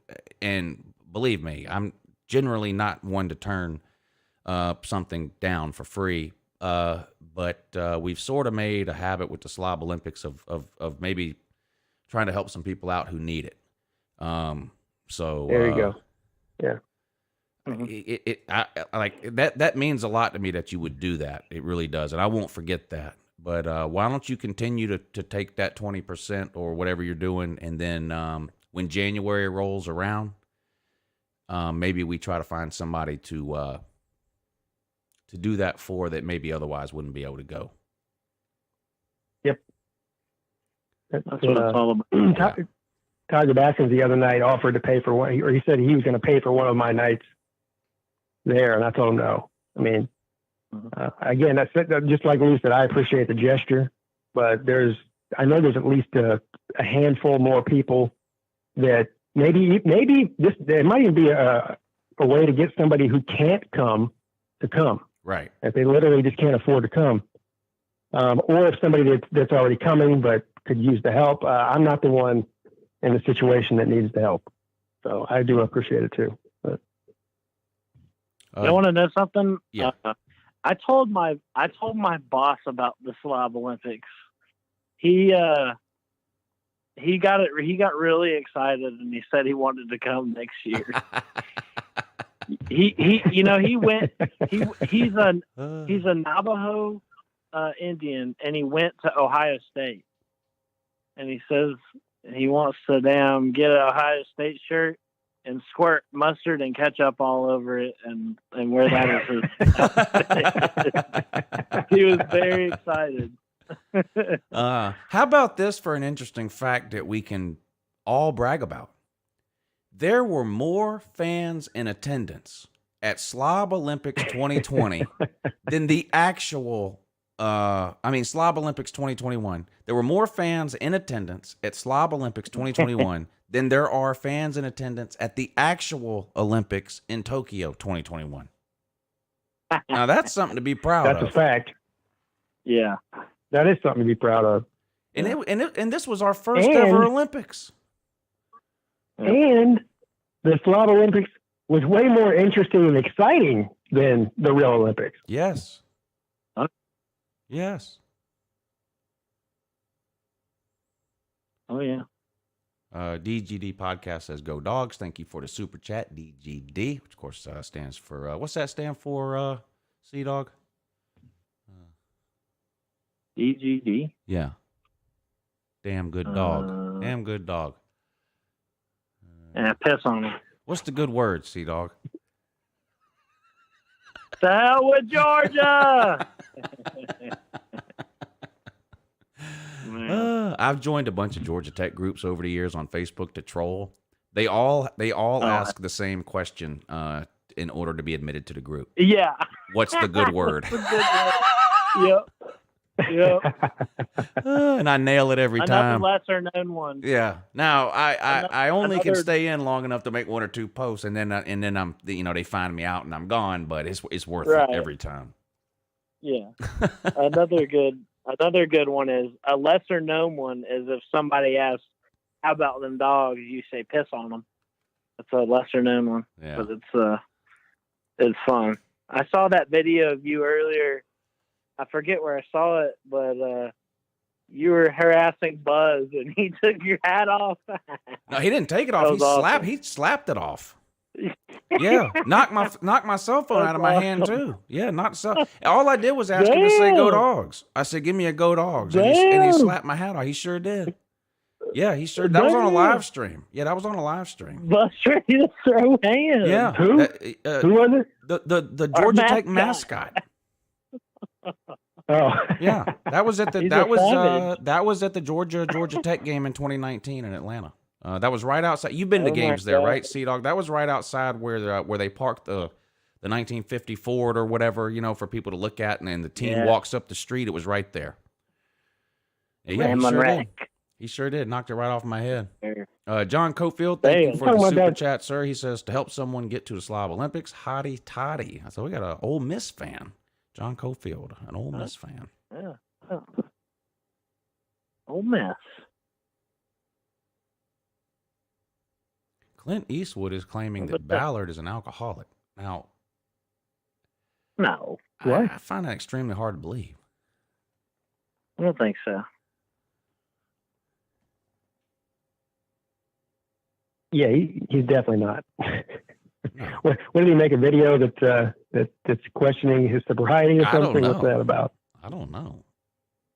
If anything, Mike Vick lately. Then with his StreamYard. Yeah, all of a sudden he can't work StreamYard. Yeah. Been strange there to watch that. He went down there to Savannah, got a taste of whatever that was he was drinking, and he brought it back home with him. Yeah. Yeah. Yeah. And you guys want to know what Cdogg did today? I do. Yes. Cdogg and his friend named Big Bodie. Me and Big Bodie went down to do a college tour. Yeah. We where? Toward UAB. Oh, UAB. Yeah? Dang, y'all drove all the way to Birmingham today? Yeah, it's only 2.5 hours from my house. So, okay. Not too bad. Damn. Yeah, we cruised up there, man. Holy. This morning. Yeah. Well, we took a day trip. He stayed over last night, and we cruised up there, man, and we cruised up into UAB and looked around. It was pretty cool. Nice. Yeah, we broke a few rules, like I guess that they're locked up tight down there. It's like in the city of Birmingham, or on the, it's like right in the city. So you couldn't get into the buildings unless you had the UAB pass. And we're like, we go every time to get the hats, So we're like, how the hell are we going to get the bookstore? The bookstore was locked up. Can you believe that? We're like, wow, that's wrong. That's surprising in Alabama. Yeah, I know, right? But it was in the city, which is like the biggest city in Alabama. In Birmingham. Yeah. But we were standing outside the damn bookstore trying to figure out how to get one of these passes, and some lady walks out and leaves it open, and Buddy's like, "Dude, she left the door open." So we snuck up in there and made out like bandits with some hats. Luckily, you didn't have to have the pass or whatever to check out. Y'all are rebels. So we got some cool. I think they have. That's my exciting story. But I think they have one of the coolest logos in college football. I like that. Yeah, they do. Yeah. So you got up, you drove almost 3 hours, walked around this campus for a while, drove almost 3 hours back, and then you came on the show about nothing. All in the same day? Yeah.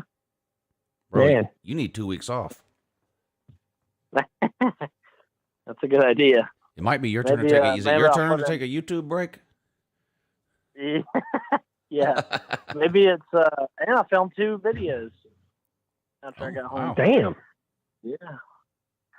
So where do you get your meth from? How do you get this much energy? Well, I get it from Mike Vick. Speaking of meth, All right. our buddy Gator Tooth has left a PayPal. Hey, All right. As Gator Tooth here. let me guess. Is it $1? No, actually more than that. Oh. Says Okay, all right. it's $2. not really Gator Tooth. It's Colby in the comment section, but he Yeah. he leaves super chats Yeah. pretending to be Gator Tooth. He says hey hey Gator Tooth here. Can I go to Chess Hall's house and get that soundboard you gave him, and you repay me with some meth? I would do that if I had any meth, but I don't, unfortunately. Have any meth? Well, now we got a hookup. Cdogg's got it. Yeah. I get mine from Mike Vick. He just Okay. goes from Savannah. Yeah. So But you might want to cut out the middleman and go, either just Mike Vick or Savannah, I guess. I agree with the sentiment of the message, though. Chess Hall should send that soundboard to somebody that will use it instead of using it as a paper. Does he not use it? No, he doesn't use it. I don't even know what that thing is. Is it similar to the Roadcaster? Or, I mean, I don't know what it is. You know the light up buttons on your Roadcaster? Yep. That's a Stream Deck. No. Okay. I got you. But nothing else is on it. You know what I mean? All right. And you can do more than just play sounds. Basically, you can. I think it's got 12 buttons on it or 15, and each one can be programmed as a hotkey to trigger something. A sound effect, a video clip, a transition, whatever you want. I You got can you. program it to do different things like that. But Right. yeah, me and Wilkie sent Chess Hall one, and he can't be bothered to use it. So we were thinking he needs to No, send it sounds it to like a pretty somebody who useful will. tool. I mean, Yeah, it is. yeah, it sounds like a pretty useful tool. Yeah, it is. It is. But in order for it to be useful, it has to be used. That's the problem. Therein Right. lies the rub. HGB96X, thank you for hitting the super chat and supporting the show tonight, sir. He says, do y'all think we get to the point where teams are kicked from a league at one point? I'm talking if a 20-plus team super conference is made, like the SEC, for example, are the weaker football programs in danger in order to make room? I don't think so in the SEC. think so, no. I have heard, again, there's so much floating around right now. I've heard the ACC is considering kicking 4 teams out. What?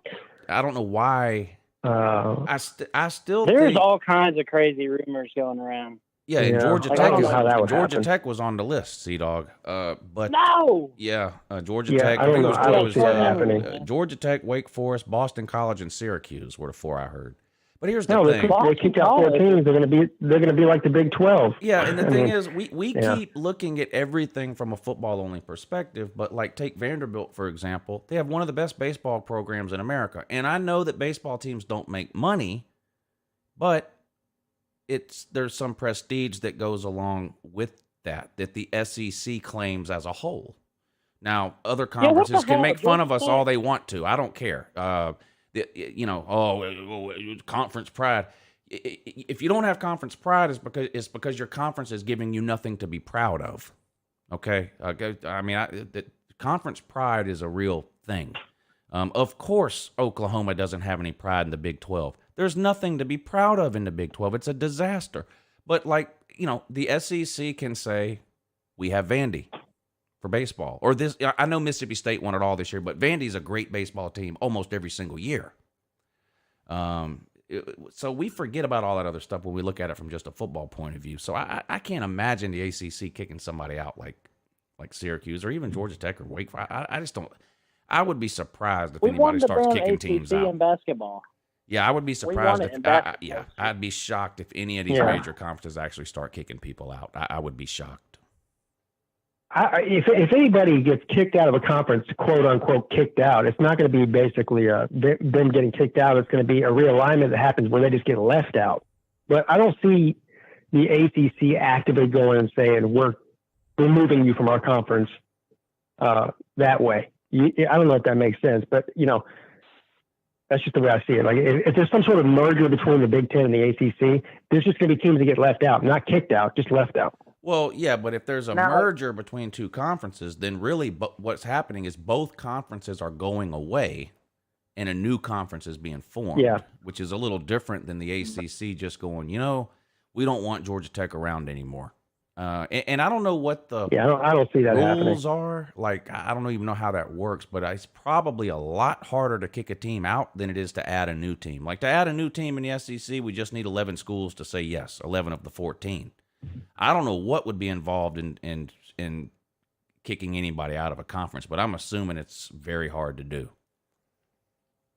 I'm sure it is. I mean, there's got to be contracts, unless they break some sort of rule, they can't get kicked out, or maybe there's a vote. I don't know. You're right. I don't know either. Yeah. No, like the Big 12 is likely going away, in my opinion.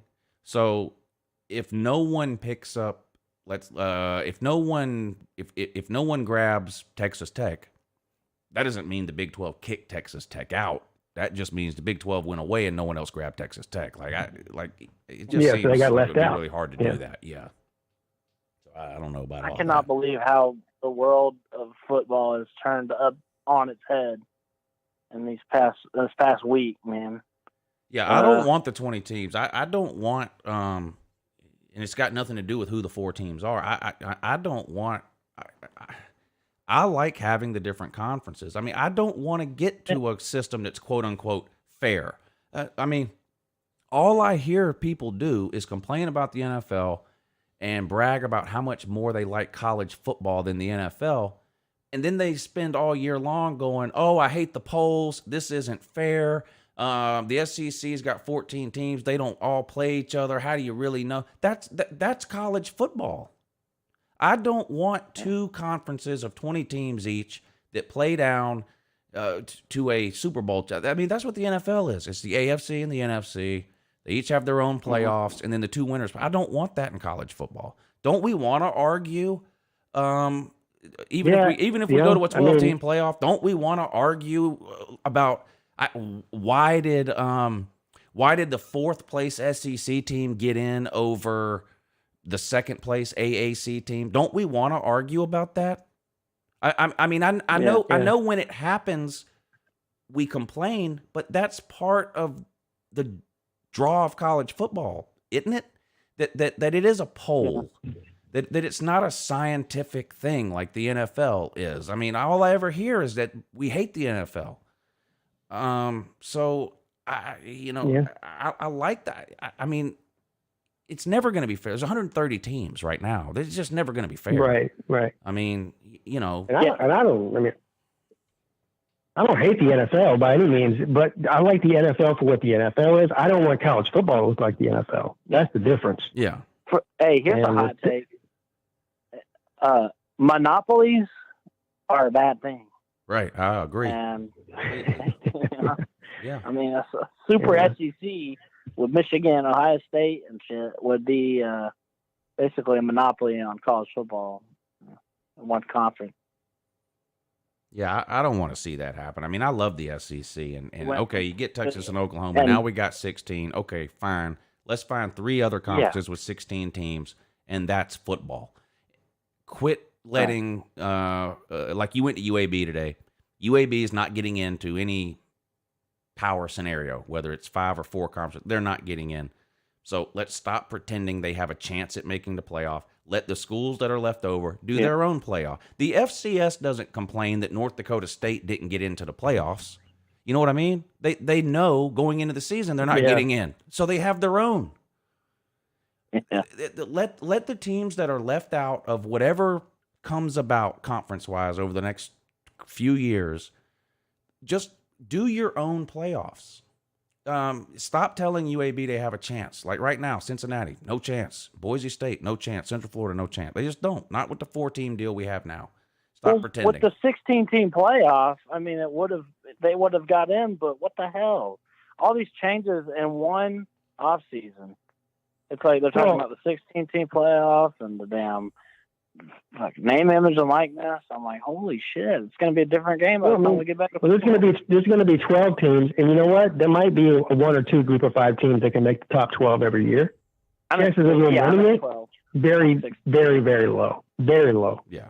Less than 10%. But at least there's a path, you know.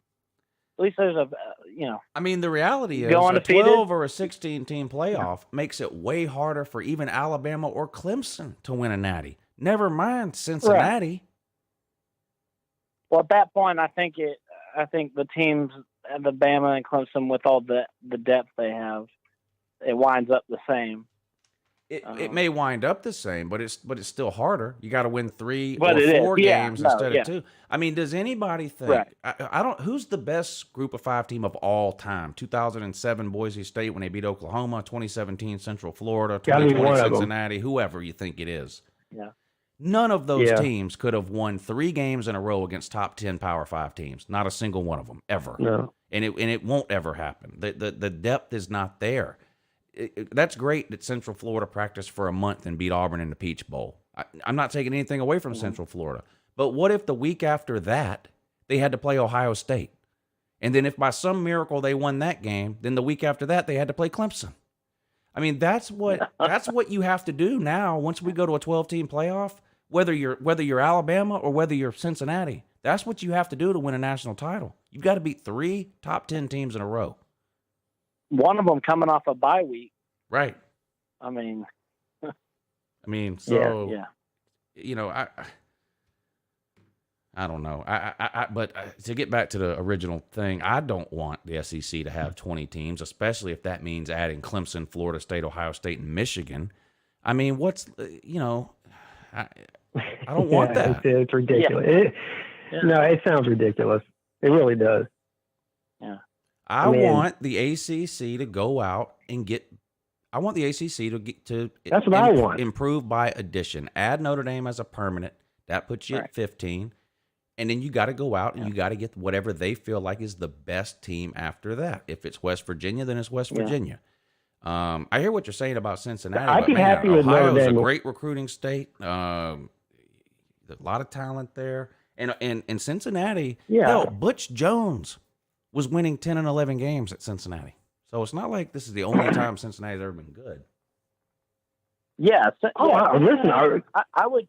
Cincinnati would be my second choice besides Notre Dame. Yeah. Honestly, West Virginia would be like my 4th choice. I mean, I get that the rivalries would be cool and everything, and it makes sense because they're on the East Coast or whatever, or they're near us. But I think we're well past that. But we got to do what's best for the conference. And honestly, I think there's a few better teams than West Virginia. I'm not against bringing in a group of 5 team. Don't get me wrong. But just bringing in only group of 5 teams, that's not keeping up with what the SEC is doing. Right. That's why my number 1 choice would be Notre Dame. Yeah. But right. Well, that makes the most sense. Yeah. Right. It's got to be. I mean, Notre Dame won't do it. Who do you think would do better in the? Let's assume Notre Dame gets added. That's 15, and you got to find a 16th. Who would do better? You think? Let's just say over the next 5 to 10 years, in the ACC, West Virginia, Central Florida, or Cincinnati? Who would do better in the first 5 or 10 years? I would probably have you. You make a good point there, Lou. Probably Cincinnati. And I would argue maybe even Central Florida ahead of West Virginia. You know what the largest public school in the state of Florida is? Yeah, they got like 70,000. Central Florida. Yeah, that's what I'm saying. Yeah, and they're in the middle of the state. To West Virginia. They're in the middle of the state. They can poach players from northern Florida. They can poach players from South Florida. They're right in the middle. I think. And I see some. I'll go to my grave. I'll go to my grave not understanding why Central Florida wasn't in the Big 12 in 2018, the year after they beat Auburn in the Peach Bowl. I don't understand. I don't. That's the worst part to me about this whole Big 12 thing. Not that Texas and Oklahoma left, but that they haven't even made an attempt to add any teams over the last 5, 6, 7 years since they lost Mizzou and Texas A&M. You know, they tried the opposite approach. They dug their heels in. No, we're doing it right. 10 teams is the way to go. We play a round robin. Well, it turns out maybe that wasn't the case. Turns out maybe everyone else was right, that you need divisions in 14 or 16 teams. I like the because their head is underwater right now, and I don't see it popping up anytime soon. No. Yeah. No. I like the divisions. I don't like rematches really. I disagree with you. I disagree with you as far as the ACC is concerned. There's no reason for divisions in the ACC. Oh. No, I'm talking about divisions. Oh, divisions? Yeah, tell me why the ACC would need to have 2 divisions right now. Well, the problem comes when Clemson beats Florida State beats Miami, and Miami beats Clemson, and they're all 11-1. That's the problem with not having divisions. So there's some way to do a tiebreaker there. Got to be. It would be whoever's ranked higher in the playoff poll. The head-to-head and with divisions, you have the head-to-head, and I just like it. Now, listen. So, okay, go ahead. And you have a better chance of getting multiple teams in with divisions, because, like, let's say Georgia goes 11-1 and Florida's 11-1, and one of them beat the other. Well, one of those teams isn't going to play in the conference title game, but is still going to get into the playoffs because they're 11-1. It's silly to have a 10-2 team sit at home and watch the ACC championship game because they're in the same division as Clemson, and then a 7-5 team goes and plays Clemson for the ACC championship. But it's not silly. Yeah. It's not silly. The 2 best teams in the. But I mean, we already know. It's Clemson's not silly if that better 10-2 team than gets into the playoffs without having to play in the conference title game, and that's what's going to happen. There's not an ACC team ever that's going to get into the playoffs without making the ACC championship game. Who played in the ACC championship game last year? Last year? Yeah. Notre Dame and Clemson. North Carolina. North Carolina would have got in. What were they? 2 losses? Yeah. Okay, that's last year. I mean, so another team from another division would have made it last year, but that doesn't happen every year. Right. Yeah. Miami would have made it in 2017. I've been against divisions for a long time, but especially for the ACC, because there's just not enough natural rivals that need to be preserved in the ACC, in my opinion. Now, some people will tell you that the Clemson and Georgia Tech game needs to be preserved. I could give a shit about it. No offense, Cdogg. But out of all the teams, I just don't care about it. I just don't care about it. But the argument I hear from Big Ten fans, or especially SEC fans, is, well, you can't do that on this conference because there's just too many rivals that can't get disrupted, cross-divisional rival games. But for the ACC, I don't see a need for it. Just my opinion. I've always felt that way. Do you mind if I address this West Virginia? I seem to really have upset these West Virginia people. Yeah, go ahead. I'm sorry, guys. I really have come to like West Virginia over on my time on YouTube, but I'm thinking of what's best for the ACC, of what teams, and I honestly think West Virginia is about the 4th best team. I'm sorry. We need national recognition. West Virginia's coaching situation's uncertain. Like, you got some of these other schools like Cincinnati, Luke Fickell, who knows how long he'll be there, but he's the better coach out of any of those 4 teams that we just named. You know what I mean? Right. So you mean he's better than Gus Malzahn? You mean he's better than Gus Malzahn at Central Florida? Yes, absolutely. He'll do pretty good, I think. He needs to step up his recruiting, but. So Lou, if Kirby Smart got fired tomorrow, Would you rather have Luke Fickell or Gus Malzahn be the next head coach at Georgia? Luke Fickell, there's no doubt. I think Luke Fickell's should be on the There you first go. person on everyone's list to call. And he's sticking around. He seems like he's sticking around at Cincinnati. He probably would too if they, move to the ACC. Yeah. I don't know. Aren't they a pretty good basketball team too, Cincinnati? I think so. Yeah. Yeah. I remember hearing. And that's the second most lucrative sport, right? In college, men's basketball. They turn a profit, don't they? Yep. It has, Yeah, it they has to definitely. turn a Well, profit with all that money, TV money from the tournament and all that. I'm pretty sure they turn a profit. I would say at least the top 40 or 50 teams in the country probably turn a profit. I don't know about the lower level teams. And the basketball program is a lot less expensive to run than a football program is. I mean, even from an equipment standpoint. I mean, look at travel costs when Clemson has to play Miami. Look at the travel costs in football compared to basketball. Oh yeah, and there's It's 30 nothing. players total or 25 or whatever it is compared to 100 and something. Yeah. Yeah.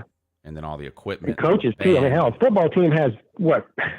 How many coaches when you go down to every single assistant coach? And I mean, how many is there? I mean, dozens. Yeah, they got more coaches than the basketball team has players. Yeah, right. Exactly. So probably a lot easier to turn a profit. And you can make a lot less money in basketball to turn a profit than you have to make in football, I'm sure. No. I wouldn't know anything about basketball. I'm a Clemson fan. Round ball. Round ball. Yeah. The only thing the worst part about all this is that it's happening at the end of the off season. Why couldn't this have happened like in May? We would have had so much to talk about in May and June. I mean, yeah, I know. We don't really need this storyline right now in terms of coming up with things to talk about. We needed this to come out in May. We could have spent all of May and June talking about this, Oh, yeah. What we needed was scenarios. the three different things that happened in the past month all to happen at the same time if they were just been more spread out, Yeah. with the name, image, likeness, the college football playoff expansion, and now this. Yeah. All happened within a few weeks of each other. Yeah. Crazy. Very eventful off season. Yeah. Well. Well, the hugest changes in football all at once. I don't like that. I mean, It does seem like a runaway train right now, doesn't it? It seems like a runaway train. Yeah. Yeah, and it's all about the money. All about the money. Well, this Texas and Oklahoma thing, I don't see that happening. I don't know. Maybe the earliest 2023. What do you guys think? Texas and Oklahoma they said they would both stick said around till 25. Yeah. Now, here's the deal. I know money grows on trees when it comes to college football, but they each have to pay $80 million if they don't stay till 2025. I don't care. I thought it was 80 million total. They have to pay back 2 years worth of TV money, and right now they're making $40 million a year per school in TV money. They have to pay back that in the contract. It says they have to pay back 2 years worth of TV money. That's a lot of money. Now, it is a lot of money. Maybe they negotiate it down or something. We'll stay for 1 year and pay half. Who knows? But that's a lot of money. I'm going to go ahead and I'm going to take the under. Under 2025 or whatever, 2024, if you want to go over to 25. I'm going to say under. I don't think it's going to make it more past 2023. They'll find a way to come up with the money. First of all, you're talking about Texas. They'll come up with the money tomorrow. So, hell, they got one guy that can write a check for that. And one of them. Speaking of Texas, good luck to them on every road game this year. The horns down at road games for Texas this year is going to be must-see TV. And Oklahoma's not going to have an easy time on the road either. They're going to get heckled and booed. It's going to be a rough atmosphere at every away game for Texas within the Big 12. Every away game within the Big 12 for Texas and Oklahoma this year. They don't have any friends left. They don't have any friends left in the Big 12. It would literally be the end of the conference. Yeah. Well, you know who they can thank for that?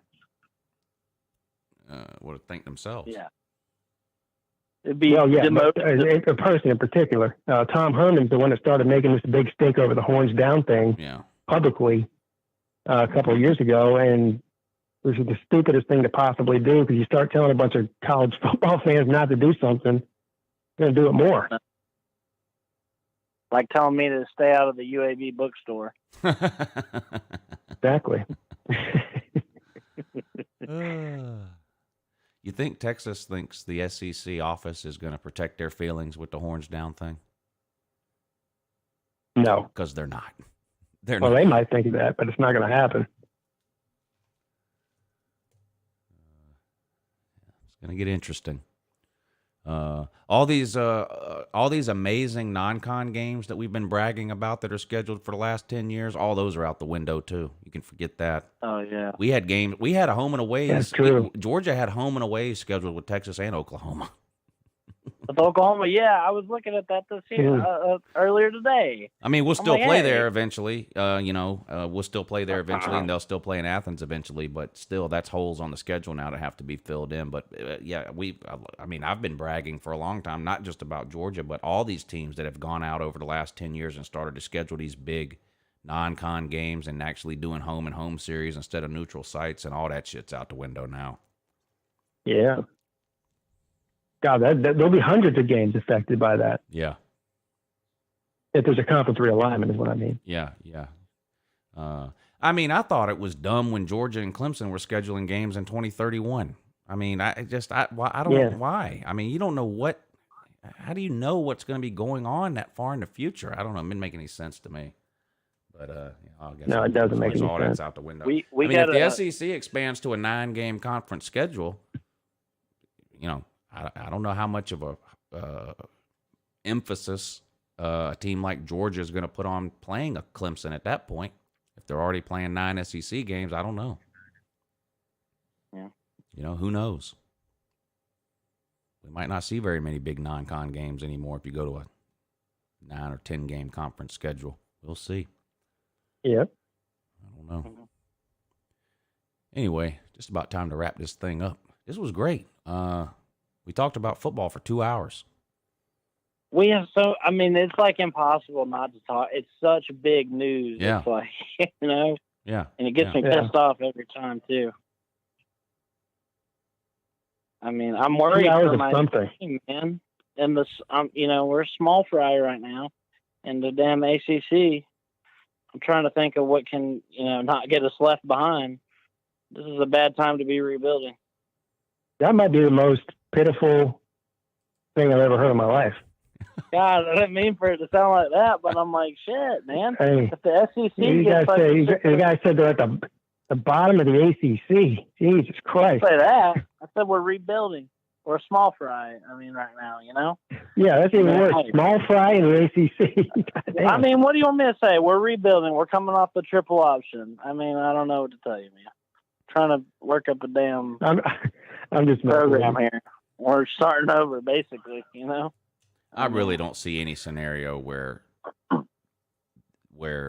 Georgia Tech is not involved with whatever it is the ACC ends up doing. I really don't. Georgia it might not be Florida, but Georgia can definitely support 2 big-time football programs with the amount of high school talent coming out of this state. The Atlanta without market question. We're supporting Clemson, too. Yeah, the Atlanta market's huge, and I'm liking what our coach is taking advantage of it. It's awesome. So I'm hoping we can get it up in time and, get relevant again before all this realignment starts happening, so we get some more eyes on us and we can be a part of it, We got to hurry up, though. Hurry up. Why would someone type streaming service in the comment section 15 times in a row? What does that even mean? I know what a streaming service is, but what's the point of commenting that 15 times in a row? I don't know. I'm going out on a limb and saying that the person that typed that doesn't even know what it means. Right. I'm surprised there wasn't somebody showing up in the comments saying, when are y'all going to start talking about the strippers? You're talking about too much football. Yeah, I do feel bad that we didn't talk about any strippers or ass eating or whatever it is we normally talk about on this show. I thought this was a show about strippers. Yeah, you're probably extremely disappointed, Cdogg, and I honestly don't blame you, sir. I guess this just means we'll have to have you on again, and you can tell us all your strip club stories. I don't know. Oh God, I'm about the biggest square you could probably meet, man. Yeah. I don't think I'd fit in. Yeah, unfortunately. The strip club is full of squares, so yeah, don't worry. How dare you? Well, yeah, I've never been. So these days, it's all about Twitch streamers. Yep. I don't know anything about that. You go on Twitch, man, and it's like all girls with their boobs, their cleavage out and doing about everything they can. Oh, so hold on. Let me write this down. What's the name of this place? What is it? DGD Podcast, thank you for the super chat. He says, for the hell of it, and to hell with Georgia Tech. That's right. To hell with Georgia Tech. That's the good word. That's the good word. Cdogg, whatever, man. This was great. I'm glad you came on, man. This was a lot of fun. Yeah, this was a lot of fun. Yeah, but I'm looking forward to this season coming up, man. It'll be my first on YouTube, pretty much. So. Yeah, and you've been you've been doing it right, man. I tell people all the time, don't wait till the season starts to start posting videos. Yeah, you're not going to get a lot of views in the off season. Nobody does. I mean, I don't either. Relative to what views I would get during the season. I said, but you you need to ramp yourself up in the off season so that when the season comes, you're already in the habit of doing the YouTube thing. And you know this, Cdogg, no matter how good you are when you first start doing YouTube, you're always better tomorrow than you were yesterday. So, these people that wait till the season starts, you're making all your screw ups during the season instead of doing all your screw ups in the off season when no one's paying attention. Right. And that was the advice that y'all gave me on my very first show when y'all played my video. We've come full circle. Yeah. And I do go back and watch my videos, and they were weird. I'm like, what the hell? So I'm glad I did. So I am prepared, which is great. So you're gonna have a good season on your channel, I'm sure. I'm excited for our show, Pete, too. It's gonna be great. Me too. Although hell, who knows how much longer the damn ACC will last. Just remember this. Mm-hmm. The most views I ever get is when Georgia loses. People love miserable people. So don't get discouraged. You got to make the video when Georgia Tech loses. That's what people want to see. So so it's a weird kind of two-edged sword with YouTube because of course you want your team to win, but when they lose, that's when people show up. Yeah, I made a video yelling about the because it really does get me pissed off about this Texas and Oklahoma thing. I made a video about it, and my wife heard me yelling and slamming, and came downstairs to see if I was okay. In the middle of the video, I had to stop the video and be like, "Oh, sorry, she hasn't got the memo yet." Yeah. Yeah, when Clemson got smoked by Ohio State, all this shit talking I did about Ohio State leading up to that game. I mean, the comments, I had over 1,000 comments within 10 minutes. Oh my God. Jeez. I'm going to have some serious crow to eat if we lose the pit. Yeah. We're not gonna though. It'll be one guy making all 1,000 comments. Yeah. So. All right, Cdogg. I'm gonna post your I'm gonna post a link to your channel in the chat section and get some people to hit you up. But again, thanks for taking the time to come on, man. This was a lot of fun. Absolutely, I had fun too. I'll see y'all later. All right, we'll do it again. All right, man. That was our boy Cdogg. Give me 1 second to pull his channel up, and I will post a link in the chat section. And for any of you that are unfamiliar with him, you can click the link and check him out. Hopefully you like what you see, and you can subscribe to his channel. But there it is. I just posted it in the comments section for you so you guys can check it out. Pete, another one in the books, buddy. Another one. This was a good one, too. Yeah, this was great. a lot going on in the world of college football right now. So, and Pete, me and you were talking about this the other day. We haven't talked really at all about football on this show in about 6 months. And it seems like the last two, in fact, we talked on the phone, I think it was 2 weeks ago, and we said, you know what, maybe we should start doing like a little bit of football stuff on the Lunch Money Show to kind of prepare ourselves for the football season. But ever since we said that, there's been so much college football news. That's all we've talked about is college football. Yeah. So we're in. The show is transitioning. Yeah, we're in mid-season form. We are in mid-season form, and we are going to bring the gambling stuff back. And we still got a month to go before the season starts. So we're going to do some stuff on here. Hopefully, starting next week. Like we're going to look at the Heisman odds and the national title odds and the bets you can make on team win totals and all these kinds of things, and start sort of ramping that kind of thing back up. And of course, during the season, we're going to give you our picks for the week every single Monday, and we're going to figure out some kind of giveaway or free bet that we'll make for you guys, like we did last year on the Lunch Money Show. We're going to have a lot of fun. So you guys have made it through the off season pretty much. We're pretty much in preseason now. The off season is basically over. Yep. Media days has come and gone. Pretty much in preseason now. You guys have made it this far. We're going to have a lot of fun here on this show once football starts up. And we're still going to do some of the other juvenile, ridiculous, non-football stuff that we did the last 6 months. We're still going to do that stuff during the season, too. Maybe, talk a little gambling for the first part of the show. All these people that stuck around during the off season with a bunch of shenanigans is really what it was. You guys are the real MVPs. Thank you. Yeah. Well, we didn't really know where this show was going, me and Pete, once last football season ended. And with y'all's help, we sort of found our little niche here on this show and ran with it. And you guys have been here for the whole entire ride, and we appreciate that. And we can't wait to start talking some more football on here. So with that being said, be sure and check Pete out this Wednesday and Friday night at 10 p.m. for his call-in show over on his channel, Pigskin Pete. And I have my call-in shows Tuesday and Thursday night at 10 right here on this channel. But we really appreciate all of you tuning in. Big shout out to those of you who were able to support the show tonight through either the Super Chat or the PayPal.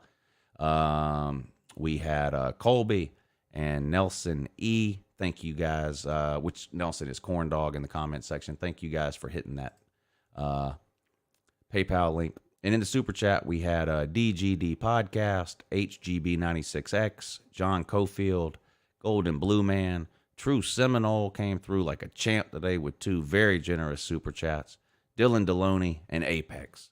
Thank you all for supporting the show through the Super Chat and the PayPal. And to those of you in the comment section, that's what keeps my entire channel alive, never mind just this particular show. I have the best comment section on all of YouTube, and I really appreciate that. So shout out to everybody that tuned in and participated in the comments. Can't wait to do it again next Monday night. With that being said, we're going to get out of here. Pigskin Pete gets the last word. Last word is, Keith, we love you, brother, and hopefully we'll see you very soon. The boys checking out. All right, guys. Have a good morning.